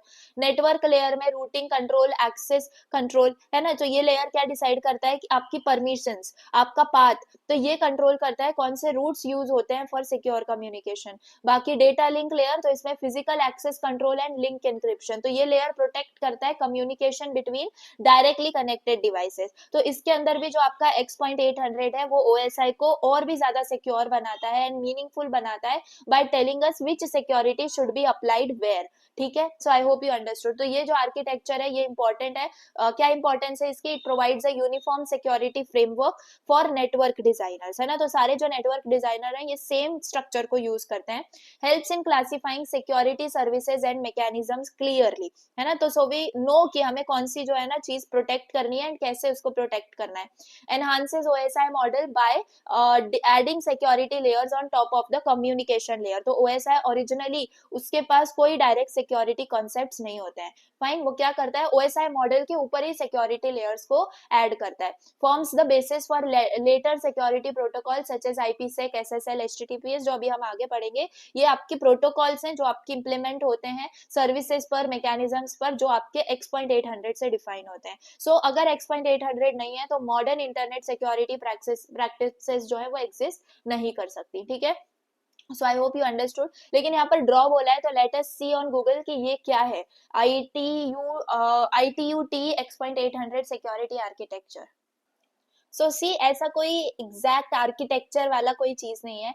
यहाँ पर आप ऐसे समझ सकते हो कि बस आप ड्रॉ करके दिखा दो फ्लो चार्ट काइंड ऑफ, है ना, कि एग्जैक्टली क्या है आपका आर्किटेक्चर, X.800 आर्किटेक्चर। कुछ नहीं, उसमें दो ही चीज प्रोवाइडेड है, security services and security mechanism. तो आप इसको एज अ फ्लो चार्ट आप देख लो, कितना भी सर्च कर लो, कोई एज सच आपका पर्टिकुलर आर्किटेक्चर नहीं है ना। तो you can just understand this thing, है ना। एंड अगर X.800 के ऊपर क्वेश्चन आया है तो मतलब यही दो चीजें आपको लिखनी है, सिक्योरिटी सर्विसेज और सिक्योरिटी मैकेनिज्म, दैट्स इट, ठीक है। So I hope you understood. Now security policy and security mechanisms की बात करें, जिसपे आपको क्वेश्चन आया हुआ है, डायरेक्ट शॉर्ट नोट आया है सिक्योरिटी पॉलिसीज और मैकेनिज्म्स के ऊपर। बाकी मॉडल फॉर नेटवर्क सिक्योरिटी में भी आप इस क्वेश्चन को रिलेट कर पाओगे। बाकी डायरेक्ट क्वेश्चन है तो इसको पढ़ना इंपॉर्टेंट है। अगेन ये टॉपिक आपको डायरेक्टली पूछा गया है तो प्लीज प्लीज इसको जो है ध्यान देना। सबसे पहला है आपका सिक्योरिटी पॉलिसी। तो security policy is a formal set of rules that defines how an organization protects its information, network and resources, है ना। मतलब कि क्या आपका प्रोटेक्ट होता है, ठीक है, किससे आपको प्रोटेक्ट करना है एंड कैसे प्रोटेक्शन जो है वो आपका होगा, ये आपका सिक्योरिटी पॉलिसी है, ठीक है। एक हमें रूल्स बता दो एग्जैक्टली कि किससे छुपाना है भाई, किससे आपको जो है कौन सी चीज छुपानी है एंड क्या प्रोटेक्शन हमें उसको मतलब अचीव करने के लिए करना पड़ेगा। It does not describe technical implementation documentation it only specified what is allowed and what is not allowed, है ना। जैसे सिंपली आपके कंपनी में बता दिया जाता है एम्प्लॉइज जो है वो पर्सनल पेन ड्राइव्स प्लग नहीं कर सकते, सो ये एक सिक्योरिटी पॉलिसी है ना। तो आप इसको ऐसे ही समझो। ऑब्जेक्टिव्स क्या है सिक्योरिटी पॉलिसी के? प्रोटेक्ट ऑर्गेनाइजेशनल एसेट्स, मतलब जो डेटा है, सिस्टम है, नेटवर्क है, यूजर्स हैं, ये सारे जो ऑर्गेनाइजेशनल एसेट्स हैं ये प्रोटेक्ट रहते हैं। Define unacceptable usage of systems and network resources, तो यूजर्स को क्या करना चाहिए क्या नहीं करना चाहिए ये पहले ही डिफाइन होगा। Then prevent unauthorized access and misuse, then insure compliance with security standards and regulation, तो आपको जो लॉज हैं, जो स्टैंडर्ड्स हैं, जो गवर्नमेंट रेगुलेशंस हैं, इन सबको फॉलो करना इंपॉर्टेंट है। Provide guidelines for detecting and responding to security incident, मतलब अगर अटैक हो भी जाता है, कोई इंसिडेंट हो भी जाता है, तो उसको कैसे हैंडल करना पड़ेगा। सो ये भी आपके सिक्योरिटी पॉलिसी का ऑब्जेक्टिव है। तो ये सारे जो 5 पॉइंट्स हैं ये डिस्क्राइब करते हैं कि क्यों आपकी ऑर्गेनाइजेशन को सिक्योरिटी पॉलिसी की जरूरत है। क्लियर है? Then components of a good security policy, सबसे पहले आइडेंटिफिकेशन ऑफ एसेट, मतलब what needs the protection exactly, है ना, किसको किस चीज को प्रोटेक्ट करना है। देन थ्रेट असेसमेंट, कि कौन से डेंजर्स हो सकते हैं, कौन से डेंजर्स एग्जिस्ट करते हैं। एक्सेस कंट्रोल रूल्स, कौन एक्सेस कर सकता है कौन नहीं कर सकता। ऑथेंटिकेशन रूल्स, है ना, हाउ आइडेंटिटीज आर वेरीफाइड, आप कैसे आइडेंटिफाई करोगे कि ये ऑथेंटिकेटेड यूजर है और कौन सा अनऑथेंटिकेटेड यूजर है। डेटा प्रोटेक्शन रूल्स, तो उसमें आपका एनक्रिप्शन यूज करना है क्या, बैकअप्स यूज करना है, कॉन्फिडेंशियलिटी। इंसिडेंट रिस्पॉन्स रूल्स, अगर इंसिडेंट हो जाता है तो हमें अटैक्स के दौरान क्या करना चाहिए। Physical and network security rules, तो डिवाइस एक्सेस, फायरवॉल रूल्स, क्या चीज हमें जो है एक्सेस करनी चाहिए। सो ये कंपोनेंट्स हैं जिसके वजह से आपकी पॉलिसी एक कंप्लीट और प्रैक्टिकल बनती है। ठीक है, I hope you got it. Importance क्या है सिक्योरिटी पॉलिसीज के? तो it insures consistent security practices, आपके जो रिस्क है वो रिड्यूस होता है, आपके लॉस प्रिवेंट होते हैं, helps employees understand their security responsibilities, foundation provide करते हैं फॉर इम्प्लीमेंटिंग द मैकेनिज्म। मतलब अगर एक प्रॉपर सिक्योरिटी पॉलिसी नहीं है तो कोई भी ऑर्गेनाइजेशन सिक्योर नहीं रह सकती। सो इसीलिए ये रूल सेट करना हर एक कंपनी के लिए, हर एक आपकी ऑर्गेनाइजेशन के लिए बहुत ज्यादा इंपॉर्टेंट है for security mechanism. Clear? I hope you got it. बाकी सिक्योरिटी मैकेनिज्म्स पर आते हैं। तो अभी हमने सिक्योरिटी पॉलिसीज को समझ लिया। तो जो पॉलिसी है, पॉलिसी हमें क्या बताती है, क्या प्रोटेक्ट करना है एंड कौन से रूल्स फॉलो करने हैं। Now we come to security mechanisms, जिसमें हमें पता चलेगा कौन से टूल्स और कौन सी टेक्निक्स को हमें यूज करना है to actually implement those rules. जो हमने सिक्योरिटी पॉलिसीज के अंदर रूल्स बनाए, तो वो कौन से टूल्स और टेक्निक्स का यूज करके उन रूल्स को हम इंप्लीमेंट कर सकते हैं, वो आपका आता है सिक्योरिटी मैकेनिज्म के अंदर। ठीक है, see security mechanisms are tools and techniques used to enforce the security policy। again ये आपके ITU-T X.800 के अंदर ही डिफाइंड है। and help provide confidentiality, integrity, authentication and availability। तो कौन से सिक्योरिटी मैकेनिज्म्स हैं देख लो, वही है सारे अभी जो हमने पढ़ा। एनक्रिप्शन आप कर सकते हो, तो इसमें आप डेटा को कन्वर्ट करते हो अनरीडेबल फॉर्मेट के अंदर ताकि आप कॉन्फिडेंशियलिटी मेंटेन कर पाओ। SSL, IPsec, HTTPs के अंदर इसको यूज करते हैं हम। ठीक है, देन आपके डिजिटल सिग्नेचर्स हो गए, इसमें आप क्या करते हो, आप मतलब ऐसा समझो कि PDF है, आपने उसको डिजिटली साइन कर दिया, अब आप डिनाई नहीं कर सकते कि आपने ये नहीं किया है। ठीक है, that's non reputation. Access control mechanism, कौन एक्सेस कर सकता है कौन नहीं कर सकता, फाइल परमिशंस, फायरवॉल, ACLs, ये सब इसके अंदर यूज होते हैं। डेटा इंटीग्रिटी मैकेनिज्म्स में आपका अनऑथराइज्ड मॉडिफिकेशन डिटेक्ट होता है, जो मतलब आपने नहीं किसी और ने किया है मॉडिफिकेशंस, तो वो आपके यहाँ पर चेकसम्स, हैश फंक्शंस, मैक्स से जो है वो डिफाइन होते हैं। तो अगर एक लेटर भी अगर आपके मैसेज में चेंज हुआ है तो हैश जो है वो चेंजेस को डिटेक्ट करता है। सो इंटीग्रिटी प्रॉब्लम जो है वो डिटेक्ट हो जाती है। ऑथेंटिकेशन एक्सचेंज, यानी कि क्या हुआ है, इस मैकेनिज्म से हमें क्या पता चलता है कि जो आपकी यूजर है या डिवाइस है वो क्या है, कम्युनिकेशन से पहले ही आपके आइडेंटिफाई हो जाते हैं, है ना। जो यूजर नेम, पासवर्ड है, OTP है, सर्टिफिकेट वैलिडेशन है, सो आपका सिस्टम पहले ही प्रूव कर चाहता है कि भाई आप दोनों कौन हो, वो पहले ही प्रूफ हमें दे दो। ट्रैफिक पैडिंग है, इसके अंदर हम क्या करते हैं, एक्स्ट्रा बिट्स, एक्स्ट्रा जो पैडिंग है वो ऐड करते हैं, डमी डेटा को ऐड करते हैं to hide communication pattern and prevent analysis. ठीक है, तो जैसे हमने बोला कि एनक्रिप्शन का जो पैटर्न है वो भी डिटेक्ट कर लिया जाता है, तो हम क्या करते हैं, हम एक्स्ट्रा डेटा जो है वो ऐड करते हुए चलते हैं कि अगर पैटर्न डिटेक्ट भी हो तो एक्स्ट्रा डेटा की वजह से वो हमारा जो एग्जैक्ट डेटा है वो प्रिवेंट रहे और देखा ही नहीं जाए, मॉडिफाई नहीं हो पाए। रूटिंग कंट्रोल्स है आपके पास, तो यहाँ पर सिक्योर रूट्स जो है वो चूज किए जाते हैं for data transmission to avoid insecure paths. Clear? Then notarization देखा था हमने, जिसके अंदर अगेन थर्ड पार्टी को हम ट्रस्ट करते हैं to verify message, origin, time और कंटेंट। क्लियर? अब क्या रिलेशनशिप है आपके सिक्योरिटी पॉलिसी और सिक्योरिटी मैकेनिज्म के अंदर देखो तो यहाँ पर आप डिफाइन करते हो क्या चीज सिक्योर रहनी चाहिए। अब यहाँ पर आप डिफाइन करते हो कि वो सिक्योरिटी आप इम्प्लीमेंट कैसे करोगे।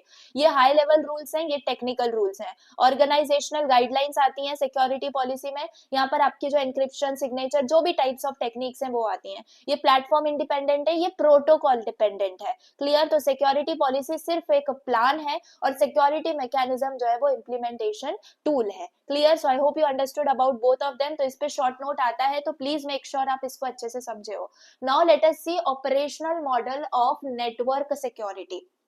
तो यहाँ पर क्वेश्चन क्या आया है directly, draw and explain operational model of network security या फिर मॉडल फॉर नेटवर्क सिक्योरिटी। तो ये दोनों भी क्वेश्चंस में आपको ऑपरेशनल मॉडल जो है वो ड्रॉ करना होगा, एक्सप्लेन करना होगा। तो चलो इसको अच्छे से समझते हैं। अगेन आपका जो ऑपरेशनल मॉडल है ऑफ नेटवर्क सिक्योरिटी ये एक्सप्लेन करता है how secure communication takes place between sender and receiver in the presence of an attacker. मतलब अटैकर प्रेजेंट है, ठीक है, ये हमें पता है। अब अटैकर प्रेजेंट होने के बाद भी आप सेंडर और रिसीवर के बीच में एक सिक्योर कम्युनिकेशन कैसे कर पाते हो, दैट इज मतलब आप ऐसे समझो कि वही हम समझ रहे हैं operational model of network security के अंदर।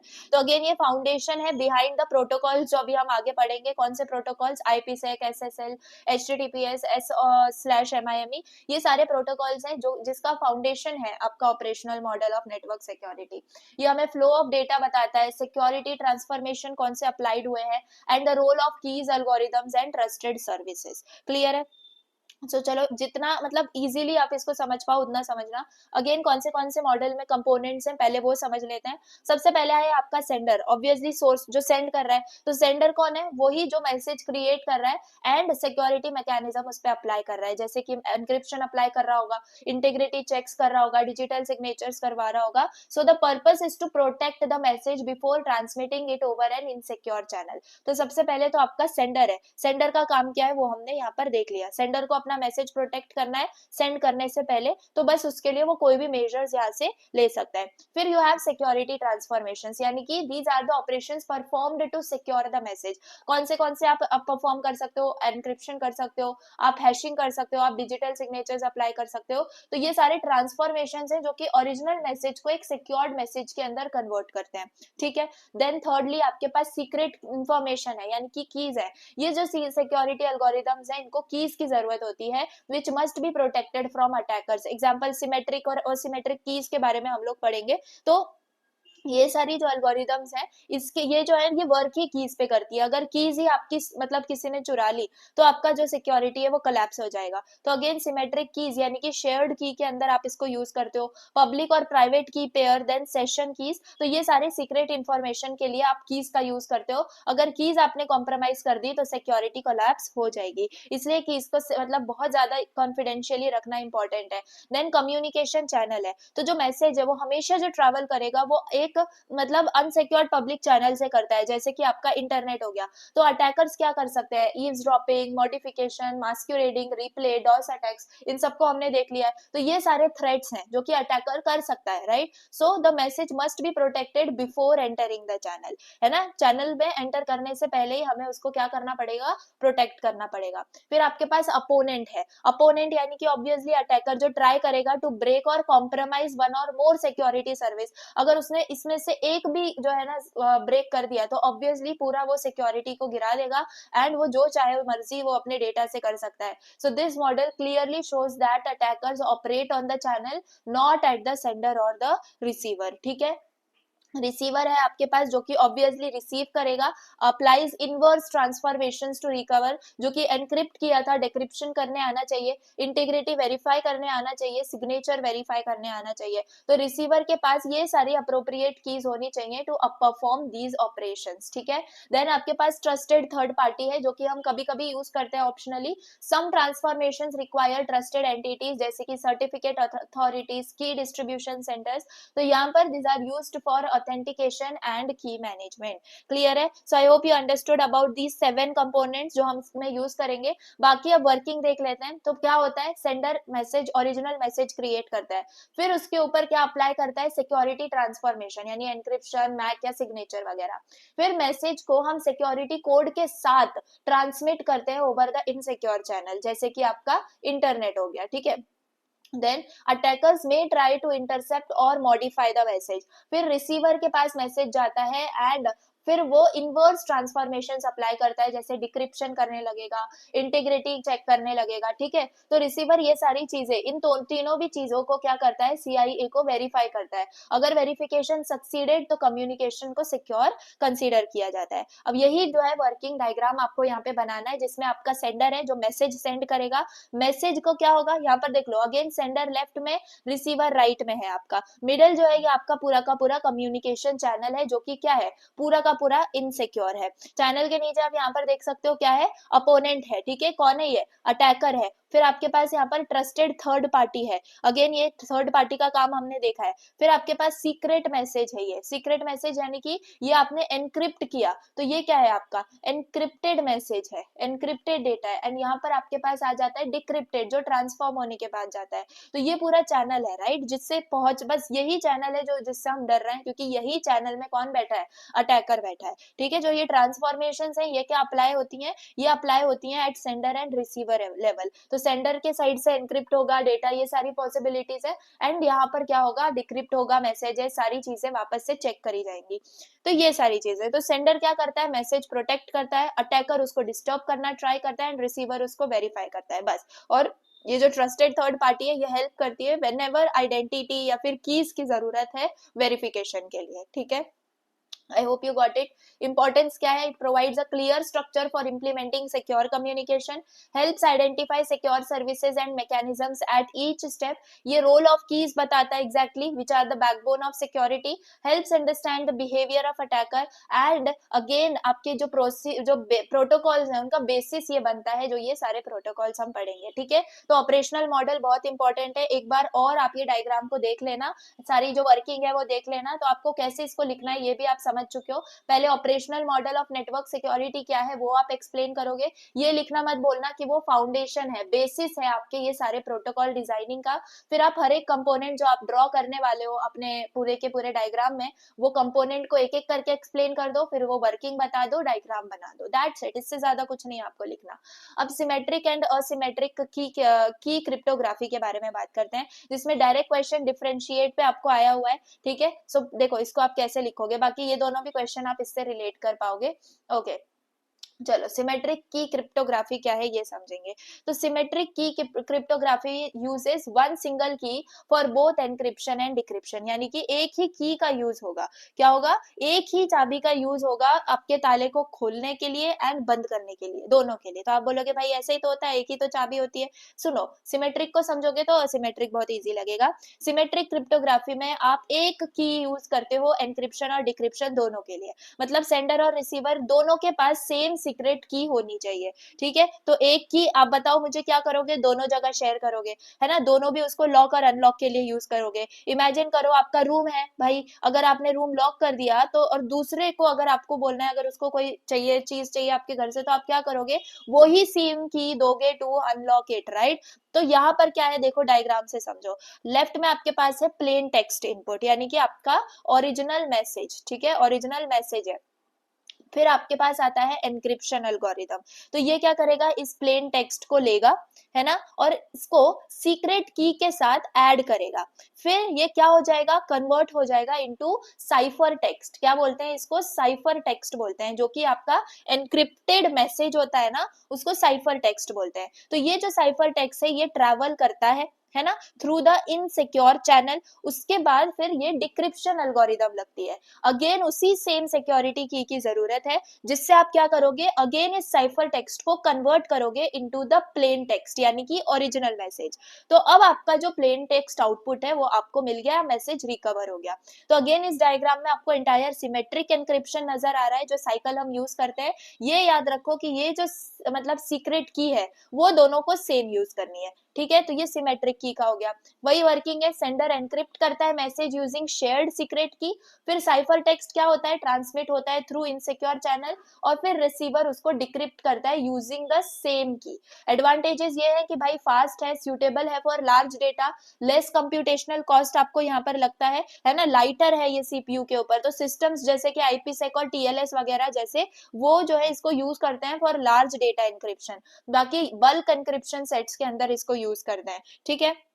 अब डिसएडवांटेजेस सुन लो। अब आप क्या करोगे, क्योंकि आपको सेम की का यूज करना है, लॉक करने भी और अनलॉक करने भी, तो आपको उस की को सीक्रेटली शेयर करना पड़ेगा। और अगर आपके सिस्टम ने क्या कर लिया, मतलब वो सिस्टम उस वक्त आपका सिक्योर नहीं रहा और वो जो की है आप जो शेयर कर रहे हो वो स्टोल हो गई, यानी चुरा ली भाई किसी ने, तो क्या होगा, सिस्टम आपका ब्रेक हो जाएगा। समझ में आ गई बात? तो फॉर एग्जाम्पल ऐसे समझो कि आपकी की है, आपके रूम की है, एंड ये है आपका फ्रेंड जिसको मतलब अर्जेंटली कोई बुक चाहिए आपके घर से एंड आप घर पे नहीं हो, तो क्या होगा, पहले आप वो मतलब आप ऐसे बोलोगे मैं अपने एक दूसरे फ्रेंड को भेज रहा हूँ, वो तुम्हें चाबी देने दे देगा, मैं उसको भेज रहा हूँ, और फिर आप क्या कर दो, जाके मतलब ताला खोल लो उसी चाबी से और मेरा जो बुक है वो उठा लो। लेकिन क्या अगर ये दोस्त ने धोखा दे दिया, तो इसको चाबी दे दी, लेकिन क्या अगर उसने पहुंचाने में ही दगाबाजी कर दी, यही है आपकी शेयर्ड की पॉसिबिलिटी। अगर ये बीच में कहीं पे चोरी हो गई या इसका कोई मिसयूज हो गया, तो आपका सिस्टम जो है वो ब्रेक हो जाता है।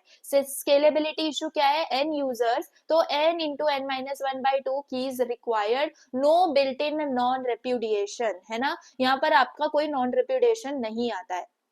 I hope you understood about the disadvantages, क्योंकि दोनों भी लोग जो है वो सेम की का यूज करेंगे, आप प्रूव ही नहीं कर सकते एक्चुअली किसने मैसेज सेंड किया, तो यहाँ पर अगेन आपका जो है नॉन रेप्यूडिएशन बिल्ट इन नहीं है। एग्जांपल्स देख लो, इसके एग्जांपल है जैसे डीईएस, है ना, एईएस मोस्ट वाइडली यूज्ड होता है आजकल, RC4, ब्लोविश, तो ये सारे आपके क्या है, आपके सिमेट्रिक अल्गोरिदम्स है जो हम यूज करते हैं। उसमें आप ये याद रख सकते हो, ये जो एईएस है ये काफी फास्ट, सिक्योर और मॉडर्न है, जो आजकल हम इसको यूज करते हैं। तो आई होप सिमेट्रिक एनक्रिप्शन आपको समझ में आ गया होगा। अब असिमेट्रिक की क्रिप्टोग्राफी को समझो। इसमें क्या है, ये पब्लिक की क्रिप्टोग्राफी है, मतलब कि आपके पास अब एक ही की नहीं होगी, आपके पास क्या है, दो कीज होंगी, ठीक है, आपके पास दो की है, एक है पब्लिक की और एक है प्राइवेट की। तो जो पब्लिक की है वो आप सबके साथ शेयर करोगे, और प्राइवेट की जो है वो सिर्फ और सिर्फ ओनर के पास रहेगी। ठीक है, ये चीज समझ में आ गई। अब जो दो कीज है, तो ये मैथमेटिकली क्या है, रिलेटेड है टू ईच अदर, तो what ever is encrypted by one can be decrypted only by the other, है ना। तो जो पब्लिक की है ये सबके लिए अवेलेबल है, लेकिन ये जो प्राइवेट की है वो क्या है, हिडन है। अब देख लो इसका मतलब, यहाँ पर क्या है, आपका अगेन ओरिजिनल मैसेज है जिसमें प्लेन टेक्स्ट है, एनक्रिप्शन अल्गोरिदम लगाई, एनक्रिप्शन अल्गोरिदम ने क्या किया, सेंडर की जो क्या है, सेंडर की प्राइवेट की यूज करी यहाँ पर, ठीक है, सेंडर की जो प्राइवेट की है वो यूज करी। फॉर एग्जांपल यहाँ पर आपका क्या है, एलिस है, एलिस पब्लिक की, टॉमी है पब्लिक की, एक सेकेंड, ये एनक्रिप्शन के लिए यूज हो रहा है, ठीक है। ये वाला डायग्राम देखो जिसमें क्या है, बॉब की प्राइवेट की यहाँ पर यूज करी, ठीक है, तो प्लेन टेक्स्ट में क्या हुआ, एनक्रिप्शन करते वक्त प्राइवेट की का यूज किया, फिर साइफर टेक्स्ट से साइफर टेक्स्ट में ये कन्वर्ट हो गया, साइफर टेक्स्ट ट्रांसमिट हुआ, तो अब यहाँ पर रिसीवर के साइड में क्या होगा, रिसीवर के साइड में बॉब की पब्लिक की का यूज किया जाएगा ताकि वो इसको डिक्रिप्ट कर पाए। अब पब्लिक की ने अगर सक्सेसफुली इस मैसेज को डिक्रिप्ट कर लिया, तो ये प्रूव हो जाएगा कि सेंडर जो है वो ऑब्वियसली बॉब था, है ना, तो इसके वजह से आपका ऑथेंटिकेशन, इंटेग्रिटी और क्या कहते हैं वो नॉन रेपिडिएशन वो मेंटेन रहता है। सो आपको पता चलता है एग्जैक्टली, हाँ, तो ये है आपका जैसे डिजिटल सिग्नेचर्स वर्क करते हैं।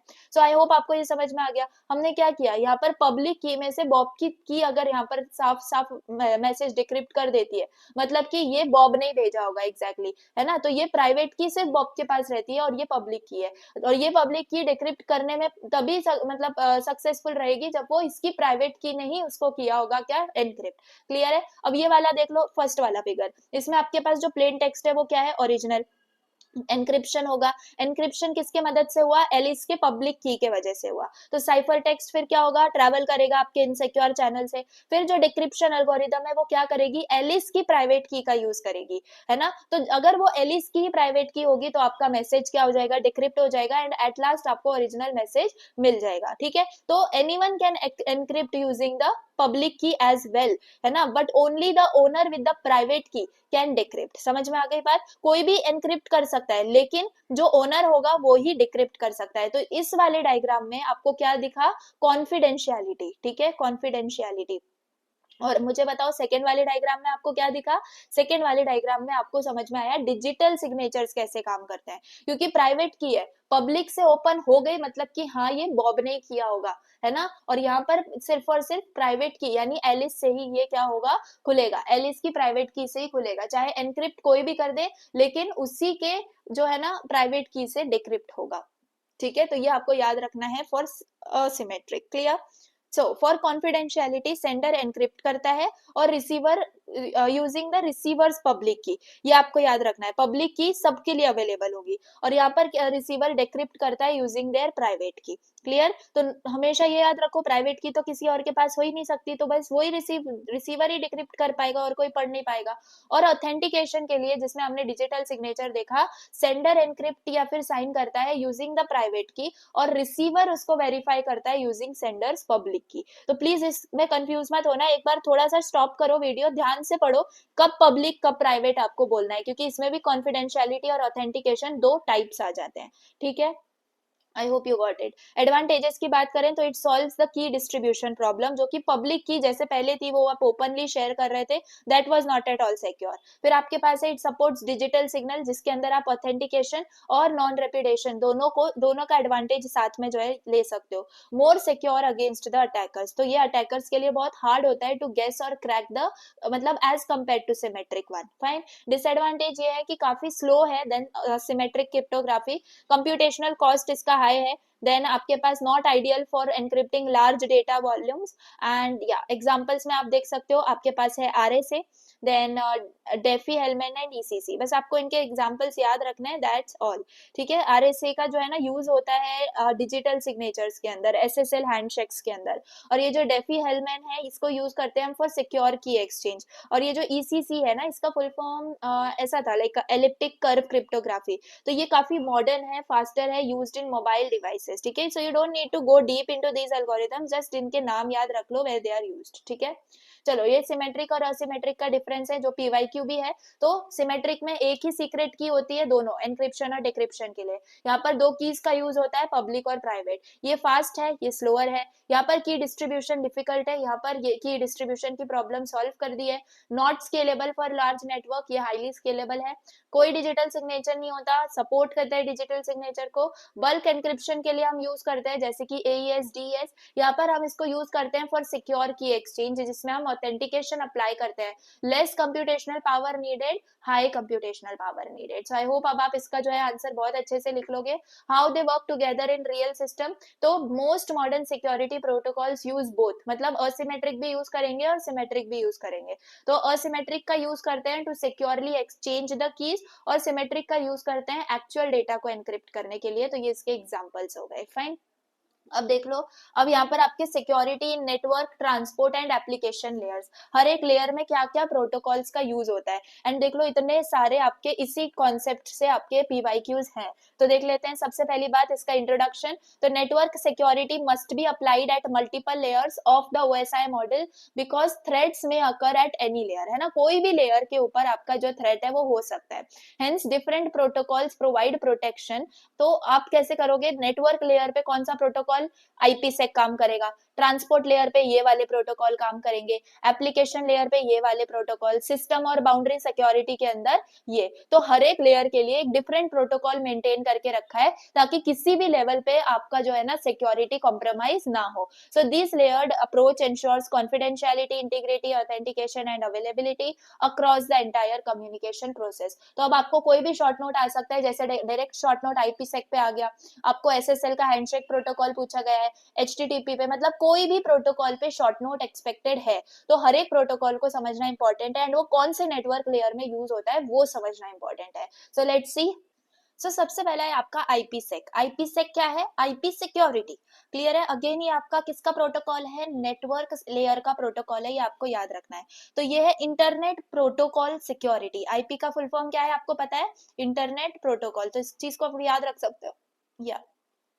तो it is the framework of protocols that secures the IP packets at the network layer। तो जो नेटवर्क लेयर आपका यूनिट 3 था, जिसने हमें बहुत परेशान किया, बहुत बड़ा सा यूनिट था, तो वही यूनिट के अंदर जो हमने आईपी के बारे में पढ़ा था, आईपी पैकेट्स के बारे में पढ़ा था, तो उसको सिक्योर रखने के लिए कौन सा प्रोटोकॉल यूज होता है, आईपी सेक प्रोटोकॉल यूज होता है। देखो काफी बार हमने उस यूनिट में पढ़ते वक्त आईपी सेक वर्ड आया होगा, लेकिन देखो हर चीज का आगे आंसर होता है, इसलिए मैंने वहां पर ज्यादा एक्सप्लेन नहीं किया आपको। यहाँ पर आपको आईपीसेक की सारी नॉलेज मिलेगी। अगेन सिक्योरिटी सर्विसेज जो आईपीसेक प्रोवाइड करता है वो है आपका एन्क्रिप्शन, जिससे कॉन्फिडेंशियलिटी आती है। तो आईपीसेक से हम डेटा एन्क्रिप्ट कर पाते हैं ताकि अटैकर्स उसको रीड ना कर सके। इंटेग्रिटी यानी जो ये हैशिंग है, आपका जो एमएसी है, ये सारे पैकेट्स पे इंश्योर होते हैं तो ताकि वो मॉडिफाई नहीं हो पाए। अगेन उससे इंटेग्रिटी आपकी होती है। एंड ऑथेंटिकेशन, तो ऑथेंटिकेशन ये कि सेंडर जो भी पैकेट्स भेजेगा वो ट्रस्टेड होंगे। एंटी रिप्ले प्रोटेक्शन, तो ये प्रिवेंट करता है अटैकर्स को from reusing the old packets, है ना, जो रिप्ले अटैक होता है उसको जो है यहाँ पर वो प्रिवेंट करता है। एक्सेस कंट्रोल, तो यहाँ पर ये इंश्योर करता है कि only the authorized system can communicate with each other. तो आईपीसेक यानी इंटरनेट प्रोटोकॉल सिक्योरिटी ये काफी पावरफुल है क्योंकि ये प्रोवाइड करता है almost all major security services. तो अब इसमें भी मेन प्रोटोकॉल्स हैं। आईपीसेक के अंदर क्या मेन प्रोटोकॉल्स हैं, इनको बहुत ज्यादा अच्छे से याद रखना। एएच एंड ईएसपी, कैसे भी करके आप इनको कैसे भी करके याद रख लेना। ये प्रोटोकॉल्स आपको मेंशन करना ही है अगर आईपीसेक का क्वेश्चन आता है तो। एंड आईपीसेक का क्वेश्चन बहुत ज्यादा फ्रीक्वेंटली आता है। तो एएच एंड ईएसपी आप याद रखोगे। एएच यानी कि ऑथेंटिकेशन हेडर, तो इसमें आपकी इंटीग्रिटी और ऑथेंटिकेशन ये दोनों चीजें आपकी इसमें प्रोवाइड होती हैं। और कोई एनक्रिप्शन प्रोवाइड नहीं होता, तो मतलब इसमें कॉन्फिडेंशियलिटी आपकी प्रोवाइड नहीं होती। सी छोड़ के आपका आईए प्रोवाइड होता है। क्या इसको आप याद रख पाओगे? ओके। अब ईएसपी के अंदर आपकी क्या है, इनकैप्सुलेटिंग सिक्योरिटी पेलोड। देखो अगर आपको, चलो एकदम एक्सट्रीम केस में अगर आपको फुल फॉर्म नहीं भी याद रह रहा है ना, तो शॉर्ट फॉर्म को भी एटलीस्ट याद रख लेना क्योंकि ये बहुत इंपॉर्टेंट है।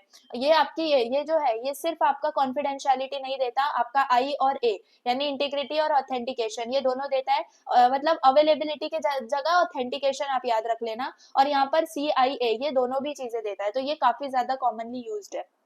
कौन से मोड्स हैं आपके आईपीसेक के, तो देख लो मोड्स यानी कि आपको देखो इसके ऊपर भी आपको क्वेश्चन आ सकता है, सिर्फ मोड्स बता दो, है ना। एक्स्ट्रा जो क्वेश्चन आता है उसमें मोड्स भी आपको मेंशन करने बोला जा सकता है। तो एक ट्रांसमोड मोड होता है और एक टनल मोड होता है। तो ट्रांसमोड मोड में हम क्या करते हैं, ये सिर्फ पेलोड एनक्रिप्ट करता है, ठीक है। कम्युनिकेशन जो दो डिवाइसेस के बीच में हो रही है वो सेम नेटवर्क में होनी चाहिए, है ना। तो ये क्या करता है, ये यूज करता है एंड टू एंड कम्युनिकेशन को। क्लियर है? तो ये आईपी हेडर को अनएनक्रिप्टेड रहने देता है और फिर एंड टू एंड कम्युनिकेशन यानी होस्ट टू होस्ट कम्युनिकेशन को यहाँ पर इसमें ये यूज होता है, ठीक है।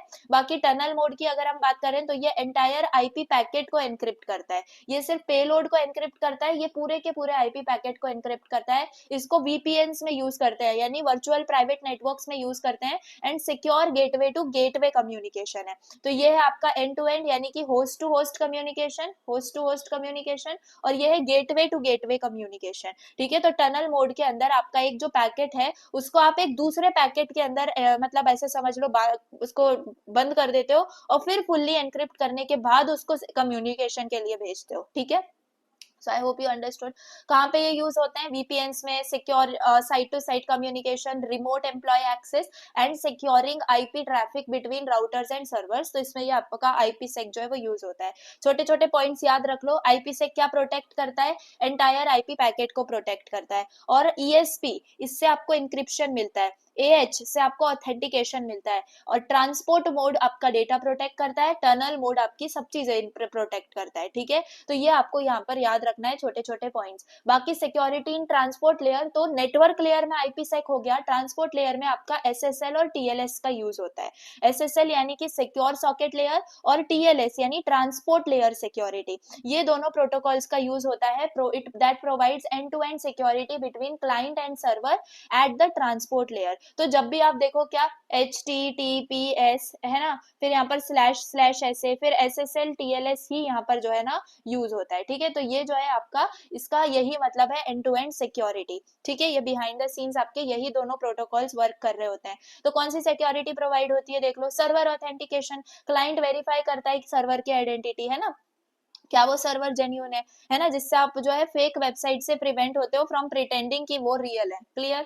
कॉन्फिडेंशियलिटी वाया सिमेट्रिक एनक्रिप्शन, तो कॉन्फिडेंशियलिटी यानी कि एसएसएल और टीएलएस ये जो दोनों भी आपके प्रोटोकॉल है ये हम सिमेट्रिक एनक्रिप्शन के अंदर यूज करते हैं। कौन सा सिमेट्रिक एनक्रिप्शन, जिसकी एक ही चाबी थी, है ना, जिसमें हम एक ही की का यूज करते थे। सो हैंडशेक होने के बाद हम सिमेट्रिक एनक्रिप्शन का यूज करते हैं टू कीप डेटा सीक्रेट। अब हैंडशेक क्या है ये अभी हम आगे देखेंगे। Integrity via MAC, clear, message authentication authentication code, तो हम इसको यूज करते हैं with MAC to ensure data is not modified.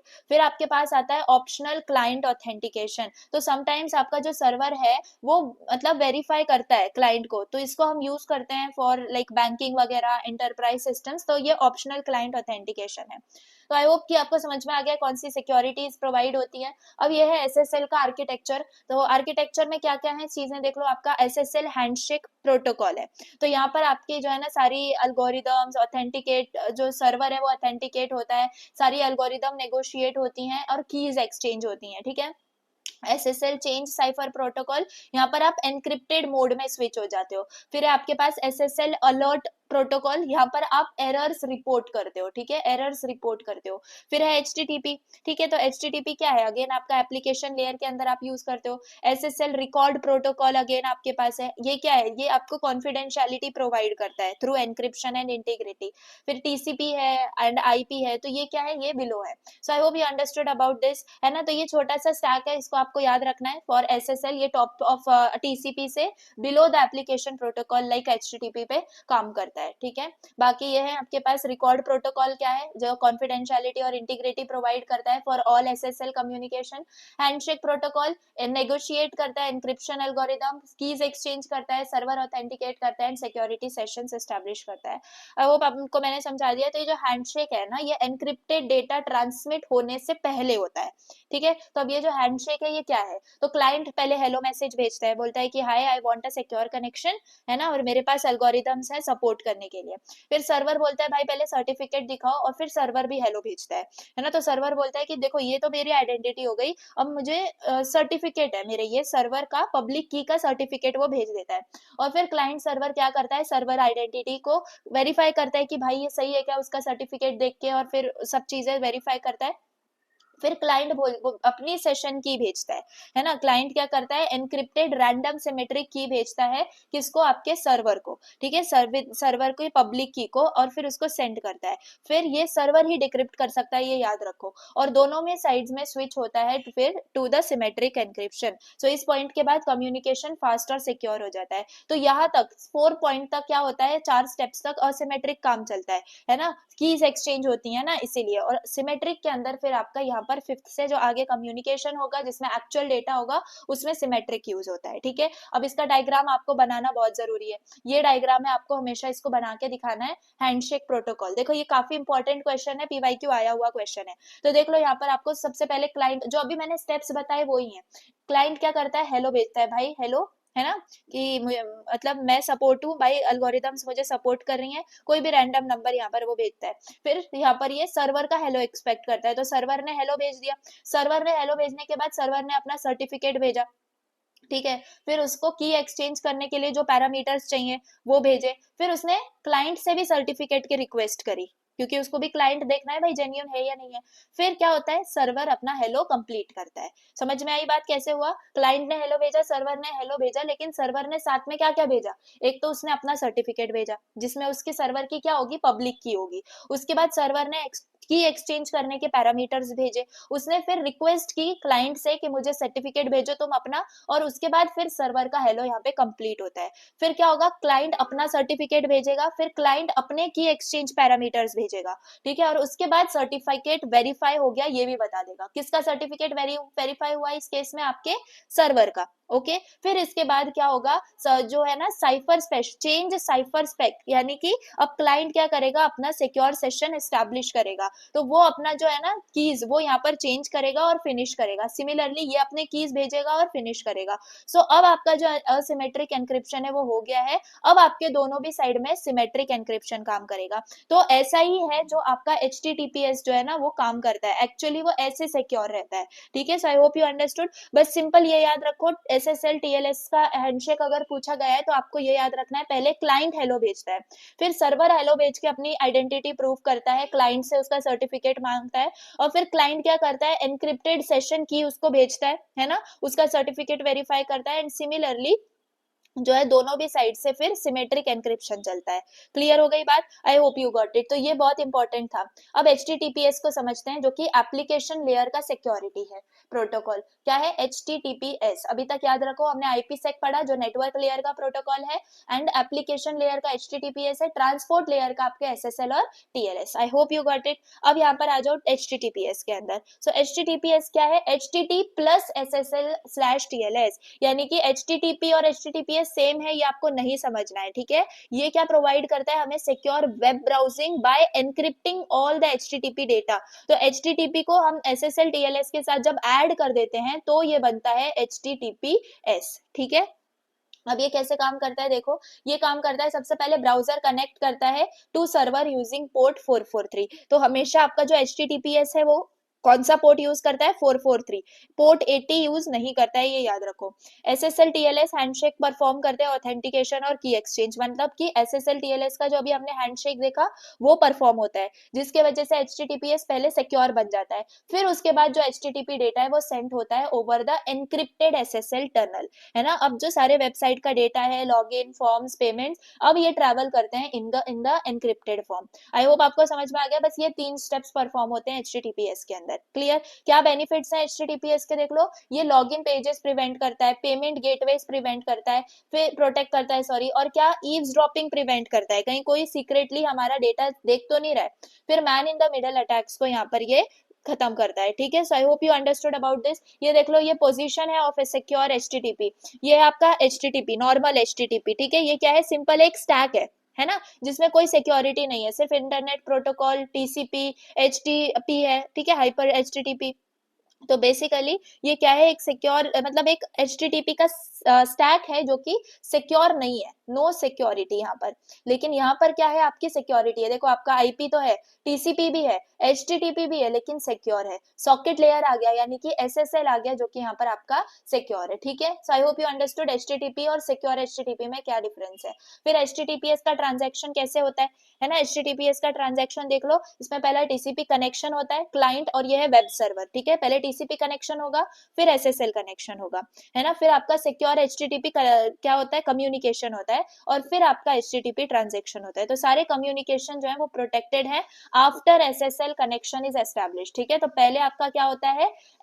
Handshake होता है SSL का, और उसके बाद आपका HTTP जो डेटा है वो सेंड होता है। तो ये एक्चुअल चीज है जो आप गूगल पे सर्च करते हो और कोई वेब आपको दिखती है ना, तब परफॉर्म होता है, ठीक है। नहीं तो कोई भी आपका हैक कर सकता है और कोई भी ट्रांजैक्शन जो है वो चेंज कर सकता है, फाइन। अब एप्लीकेशन लेयर के अंदर ही आपका S और MIME है, ठीक है। तो इसको क्या पढ़ेंगे हम, देख लो। तो SMIME क्या है? Secure multipurpose internet mail extension, जो कि यूज होता है टू फॉर सिक्योर में email communication with encryption and digital signature. तो बस इसमें आपको ये याद रखना है कि आप क्या करते हो, यहाँ पर ईमेल के लिए इसका यूज करते हो। किसके लिए? ईमेल्स के लिए। तो जब भी आप देखो कि एक साइंड ईमेल है या फिर एनक्रिप्टेड ईमेल है, तो उधर आपका SMIME जो है वो यूज होता है। तो इसके क्या फीचर्स हैं? इसमें कॉन्फिडेंशियलिटी है आपकी, है ना, ईमेल कंटेंट एनक्रिप्टेड रहता है, इंटेग्रिटी, मैसेज आपका डिलीट नहीं हो सकता, ऑथेंटिकेशन, सेंडर आइडेंटिटी चेक करता है, नॉन रेपुडिएशन, तो सेंडर कैन नॉट डिनाई। तो ये सारे फीचर्स हैं अगेन आपके SMIME के। SMIME वर्क्स यूजेस पब्लिक की क्रिप्टोग्राफी फॉर सिग्नेचर्स, ठीक है। तो पब्लिक की क्रिप्टोग्राफी का यूज होता है, जिससे आपको ऑथेंटिकेशन मिलता है, इंटीग्रिटी और नॉन रेपुडिएशन। फिर ये सिमेट्रिक कीज का यूज करते हैं फॉर एनक्रिप्टिंग एक्चुअल ईमेल कंटेंट, है ना। तो असिमेट्रिक का यूज होगा की एक्सचेंज के लिए, और अगेन सिमेट्रिक का यूज होगा डेटा इंक्रिप्शन के लिए। क्लियर है? तो बस इसको इतना ही समझ लो, क्योंकि इतना ज्यादा ये नहीं है। अगर फिर भी आपको इसके डिटेल में जाना है तो चैट जीपीटी कर लो, 1 सेकंड में आपको इसकी और डिटेल मिल जाएंगी, लेकिन यही जो है ना मैक्सिमम डिटेल है जो एक्सपेक्टेड है। क्लियर? अब हमारे पास 2 टॉपिक बचते हैं, overview of IDS and overview of firewall. तो इसके ऊपर भी क्वेश्चन आया हुआ है। IDS क्या है? इंट्रूजन डिटेक्शन सिस्टम, जिसमें डायरेक्ट आपका PYQ है, give short note on IDS। तो देख लो, IDS क्या है आपका? IDS is intrusion detection system. It is a security tool that monitors network or system activities to detect malicious behavior, policy violations और security attacks, ठीक है। तो IDS जो है वो क्या है? आपका security tool है जो कि नेटवर्क मॉनिटर करता है, ठीक है। तो जो जो फायरवॉल्स होते हैं ना, वो फायरवॉल्स अनऑथराइज्ड एक्सेस को ब्लॉक कर देते हैं। वैसे ही आपका IDS क्या करता है? IDS डिटेक्ट करता है और अलर्ट भेजता है। अगर कुछ भी गलत हो रहा है ना, तो आईडीएस डिटेक्ट करके अलर्ट भेजता है, लेकिन फायरवॉल क्या करता है, डायरेक्ट उसको ब्लॉक कर देता है, जो अभी हम नेक्स्ट पढ़ेंगे। तो बस इतना याद रखो, जो आईडीएस है वो क्या करता है, वो डिटेक्ट करता है और अलर्ट भेजता है, ठीक है।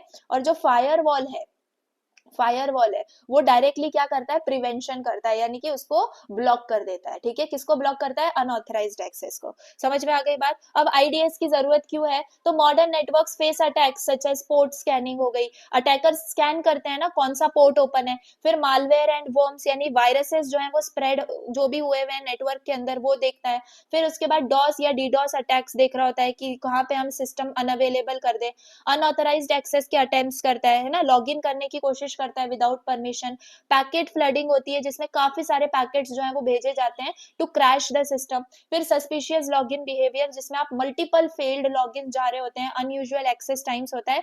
सो आईडीएस से हम जो है ना क्या करते हैं, अगेन आइडेंटिफाई कर पाते हैं अटैक्स को अर्ली एंड फिर उस पर एक्शन ले पाते हैं, ठीक है। तो ये है आपका आईडीएस। दो टाइप्स का आईडीएस होता है, नेटवर्क बेस्ड आईडीएस जो कि एनआईडीएस है, एंड होस्ट बेस्ड आईडीएस जो कि एचआईडीएस है।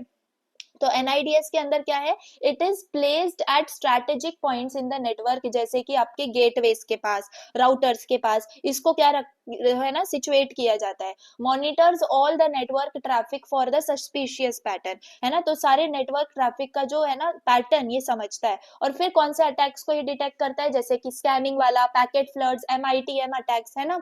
तो आप ऐसे समझ लो एनआईडीएस क्या है, एक सीसीटीवी कैमरा की तरह काम करता है, जो आपने बिल्डिंग के एकदम गेट पे लगा रखा है ना। अब वो हर एक पैकेट को देखेगा कि वो एंटर कर रहा है, कौन सा नेटवर्क लीव कर रहा है, ये सारी चीजें का जो है ना वो रिकॉर्ड रखता है। तो इसको आप क्या समझोगे, एज अ वॉचमैन इसको आप समझ रहे होगे, या सीसीटीवी। अब होस्ट बेस्ड आईडीएस के बारे में बात करें, जैसे कि एचआईडीएस, तो ये इंस्टॉल होता है ऑन इंडिविजुअल होस्ट और सर्वर्स। क्लियर, ये क्या मॉनिटर करता है, system logs, file integrity, user activity, login attempts, ये सारी चीजों को ये मॉनिटर करता है, एंड फिर डिटेक्ट करता है लोकल प्रिविलेज एस्केलेशन, मॉलवेयर आपका बिहेवियर एंड फाइल टेम्परिंग। तो एचआईडीएस क्या है, एक एंटीवायरस की तरह आप इसको समझ लो, जो कि कंबाइन कर रखा है विद अ सिक्योरिटी गार्ड, जिसके साथ आप क्या कर रहे हो, सिस्टम के अंदर बैठे हो एंड देख रहे हो, सारी चीजें मॉनिटर कर रहे हो। तो ये दोनों टाइप को के आईडीएस हैं जो आपको यहाँ पे याद रखने हैं।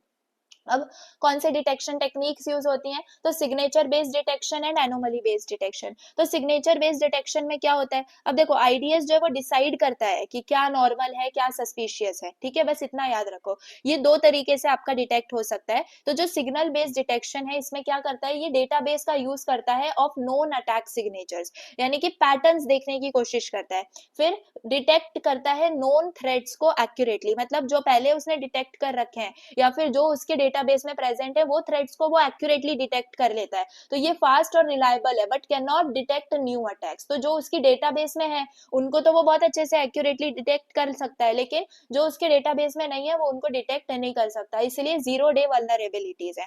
तो सिग्नेचर बेस्ड जो है वो सिर्फ जो उसको पता है, जो उसके डेटाबेस में है, बस उन्हीं को डिटेक्ट कर सकता है। फिर है एनोमली बेस्ड डिटेक्शन, तो यहाँ पर ये नॉर्मल बिहेवियर और जो सिस्टम का नॉर्मल बिहेवियर है ना उससे क्या करता है, लर्न करता है। जैसे मशीन लर्निंग, ऑब्वियसली एनोमली के नाम से मशीन लर्निंग याद आ गया होगा।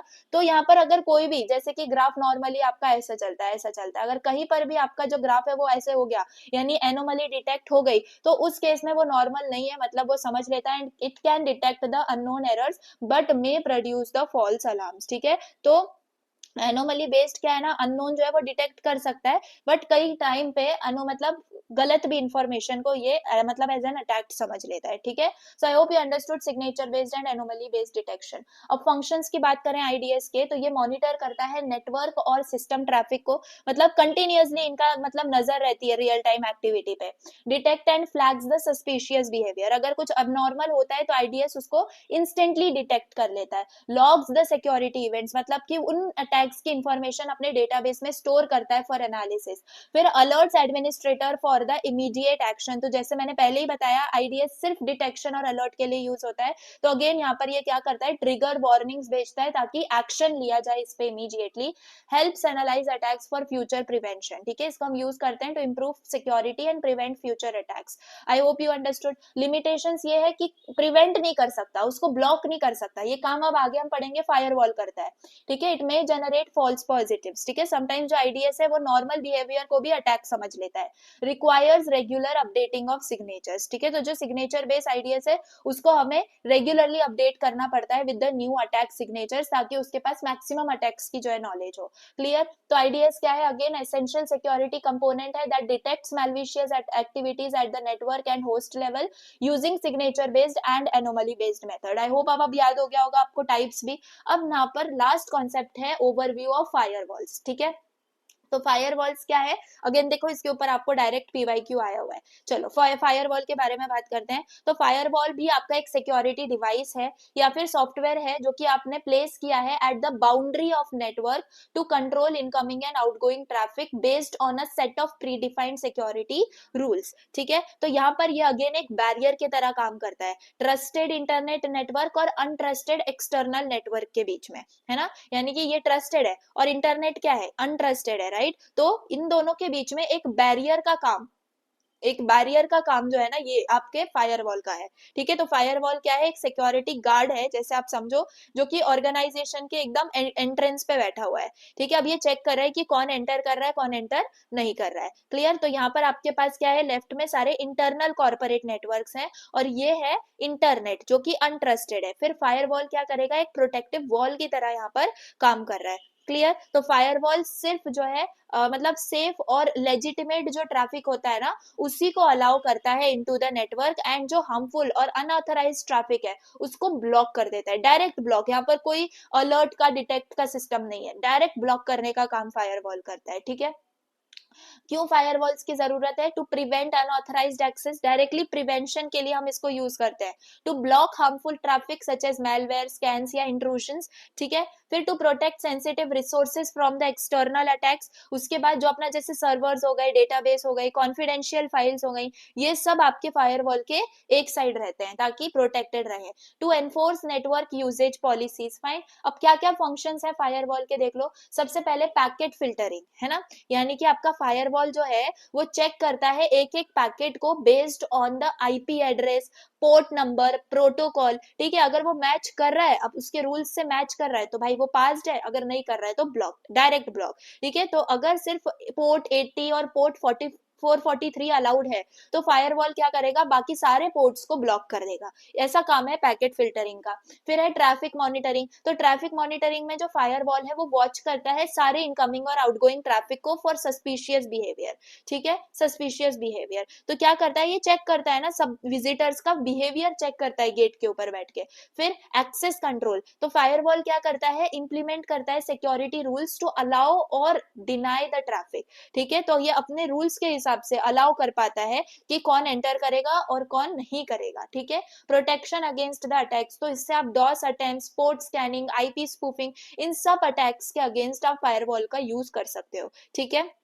कोई भी अटैक को फायरवॉल स्टॉप कर सकता है जिसके वजह से जो कॉमन वंस है वो ब्लॉक हो जाते हैं, ठीक है। लॉगिंग एंड ऑडिटिंग, मतलब फायरवॉल की वजह से आप ट्रैफिक लॉग कर पाते हो, रिकॉर्ड कर पाते हो traffic data for analysis and incident response. Clear. तो फायरवॉल क्या है, बैरियर है, बस आपको इसको ऐसा याद रखना है। तो I hope you understood. Types क्या क्या है फायरवॉल के देख लो। टाइप्स ऑफ फायरवॉल में पैकेट फिल्टरिंग फायरवॉल है जो कि बेसिक और सबसे ओल्डेस्ट फायरवॉल टाइप है, जो कि अगेन नेटवर्क लेयर पे काम करता है, फिल्टर करता है packets based on IP address, port and protocol, fast है लेकिन बेसिक है, ठीक है। स्टेटफुल इंस्पेक्शन फायरवॉल। तो स्टेटफुल इंस्पेक्शन में क्या होता है, जो फायरवॉल है वो स्मार्टर हो गया इस वक्त और ये याद रख पाता है स्टेट ऑफ एक्टिव कनेक्शंस, ठीक है। अगर टीसीपी कनेक्शन जो है वो एस्टैब्लिश्ड हुआ था तो पैकेट्स जो है वो आपने अलाउ किए, अगर नहीं हुआ होगा तो पैकेट्स ब्लॉक हो जाएंगे, ठीक है। तो यहाँ पर ये समझ पाता है अभी कौन सा सेशन चल रहा है, ठीक है। तो ये काफी ज्यादा सिक्योर है पैकेट फायरवॉल से। Then proxy firewall. प्रॉक्सी यानी यहाँ पर एप्लीकेशन लेवल गेटवे है, ये इंटरमीडियरी की तरह काम करता है बिटवीन क्लाइंट एंड सर्वर, है ना, मतलब क्लाइंट और सर्वर के बीच में मिडल मैन का काम करता है एंड ये एप्लीकेशन लेयर पे काम करता है। जब एक क्लाइंट जो है web page for example request कर रहा है तो प्रॉक्सी पहले ना रिक्वेस्ट रिसीव करेगा, उसको चेक करेगा एंड फिर उसके बाद सर्वर के पास फॉरवर्ड करेगा, ठीक है। तो इसके बेनिफिट्स ये हैं कि काफी सिक्योर है, लेकिन ड्रॉबैक ये है कि ये स्लो है, fine. Then next generation firewall जिसको एनजीएफडब्ल्यू भी बोलते हैं, तो ये क्या है, again most advanced and modern firewall है जिसमें सारी चीजें packet filtering, deep packet inspection, detection और इंट्रूजन प्रिवेंशन, ये सारी चीजें कंबाइन हो जाती हैं, ठीक है। सो इसके वजह से ये डिटेक्ट करता है यूजर्स को, एप्लीकेशंस को और थ्रेड्स को इन रियल टाइम। क्लियर? तो आपके फायरवॉल के क्या क्या एडवांटेजेस हो गए? Strong provide strong network access control, क्योंकि अनऑथराइज्ड एक्सेस को जो बाहर के हैं उनको ब्लॉक कर देता है। Protects internal system from the external attacks, ठीक है। हेल्प करता है एनफोर्स ऑर्गेनाइजेशनल सिक्योरिटी पॉलिसीज, तो कंपनीज जो है अनवांटेड साइट्स, पोर्ट्स और एप्लीकेशंस को ब्लॉक कर सकते हैं। Reduces overall risk of intrusion, तो फायरवॉल जो है ये फर्स्ट लाइन है आपके डिफेंस की। लिमिटेशंस की बात करें तो it can not detect the internal attacks, ठीक है, can not detect attacks occurring inside the network. अगर एम्प्लॉय ही मिसयूज कर रहा है एक्सेस को, अगर कंपनी में बैठ के कंपनी का ही बंदा जो है ना मिसयूज कर रहा है या गलती ये कर रहा है, तो फायरवॉल वो डिटेक्ट नहीं कर सकता, लेकिन हाँ वो एक्सटर्नल अटैक्स को डिटेक्ट कर सकता है। It can not stop malware that bypasses the firewall, ठीक है। कुछ थ्रेड्स होते हैं जो एंटर कर जाते हैं थ्रू यूएसबी या फिर ईमेल अटैचमेंट्स, उनको ये नहीं स्टॉप कर सकता। Must be updated regularly to stay effective, है ना, क्योंकि नए थ्रेड्स जो है वो डेली आते रहते हैं, तो हमारे जो रूल्स हैं वो अपडेट होने चाहिए ताकि फायरवॉल उनको डिटेक्ट कर पाए। कंक्लूजन क्या है? Firewall is a critical network security component that filters traffic and prevents unauthorized access using packet filtering, stateful inspection and proxy mechanism. So ये कैसे act करता है as a first line defense in protecting network from external threats. I hope you got it. अब कितने भी marks का question है, काफी सारे पॉइंट्स है आपके पास लिखने के लिए, ठीक है। तो चलिए फाइनल समरी, आपके नेटवर्क के प्रोटोकॉल है आईपीसेक, जिसमें ये सारी चीजें आपको यहाँ पर मिल रही होती हैं। ट्रांसपोर्ट लेयर में एसएसएल टीएलएस है जो कि end to end communication secure करता है। एप्लीकेशन में एचटीटीपीएस और एप्लीकेशन में ही एसएमआईएमई, तो ये वेब ब्राउजिंग के लिए है और ये ईमेल के लिए है। बाउंड्री सिक्योरिटी में आपके आईडीएस और फायरवॉल्स आ जाते हैं, जिसमें आईडीएस सिर्फ अटैक्स डिटेक्ट करता है, ये ब्लॉक कर देता है अनऑथराइज्ड ट्रैफिक को, ठीक है। तो together this mechanisms ensure complete layered network security. That's it, आपका यूनिट यहाँ पे जो है कंप्लीट होता है। एंड आई होप मैंने आपको ज्यादा से ज्यादा चीजों को एकदम सिंप्लीफाइड फॉर्मेट में एक्सप्लेन करने की कोशिश की, and I am successful in that. So I hope समझ में आया होगा। काफी बड़ा सा यूनिट था, लग रहा था लास्ट यूनिट है इजी होगा, छोटा सा होगा, बट काफी इजी है कंपेयर टू अदर्स, है ना। ज्यादा चीजें नहीं है, बस 3 चीजें याद रखनी है, कॉन्फिडेंशियलिटी, इंटीग्रिटी, अवेलेबिलिटी, साथ में ऑथेंटिकेशन भी याद रख लो। तो देखो कहीं पर भी अगर आप यूनिट 6 में स्टक होते हो ना, तो मेरा ये एक सजेशन याद रखना, एटलीस्ट ये जो है ना ये CIA, इसको तो लिख ही देना, क्योंकि ये हर एक कॉन्सेप्ट में आपका है, ठीक है। तो हर एक कॉन्सेप्ट में आपको इसके एडवांटेजेस में यही लिखना है, CIA, ठीक है, कॉन्फिडेंशियलिटी, इंटीग्रिटी, अवेलेबिलिटी। क्लियर है? खैर बाकी आपको सारे पीवाईक्यूज रेफरेंस से मैंने समझा दिया, यही सारे कॉन्सेप्ट्स हैं जो एक्सपेक्टेड है आपसे। सिमेट्रिक और सिमेट्रिक अच्छे से पढ़ के जाना, सारे प्रोटोकॉल्स के ऊपर शॉर्ट नोट आया हुआ है, तो सब आपको अच्छे से पढ़ के जाना है। सबसे ज्यादा इंपॉर्टेंट CIA ट्रायड है, उसको अच्छे से समझ लेना। क्लियर है? So I hope you understood about this, and yes ये यूनिट 6 भी कंप्लीट होता है, CNS का भी सिलेबस कंप्लीट होता है, एंड फाइनली पूरा थर्ड ईयर का जो एसपॉस, TOC, DBMS, CNS है, सारे के सारे यूनिट्स हमने कंप्लीट कर दिए हैं। नाउ अब आप मुझे बता सकते हो और एक्स्ट्रा मैं आपके लिए क्या कर सकती हूँ for and same. That's all for the day, and yes ये सारे नोट्स आपको मिल जाएंगे डिस्क्रिप्शन में, आपको गूगल फॉर्म की लिंक मिलेगी, प्लीज उसको फिल कर लेना, एंड एट दी अर्लीस्ट आप जो है फर्स्ट पेपर से पहले ही प्राइवेट टेलीग्राम चैनल ज्वाइन कर लेना, ताकि इजीली आपको मैं हेल्प कर पाऊँ एंड आप तक मेरी हेल्प भी पहुंच पाए। चलिए that's all for the day. Video पसंद आई हो तो प्लीज लाइक कर देना, चैनल पर नए हो तो सब्सक्राइब कर देना। Thanks for watching, bye.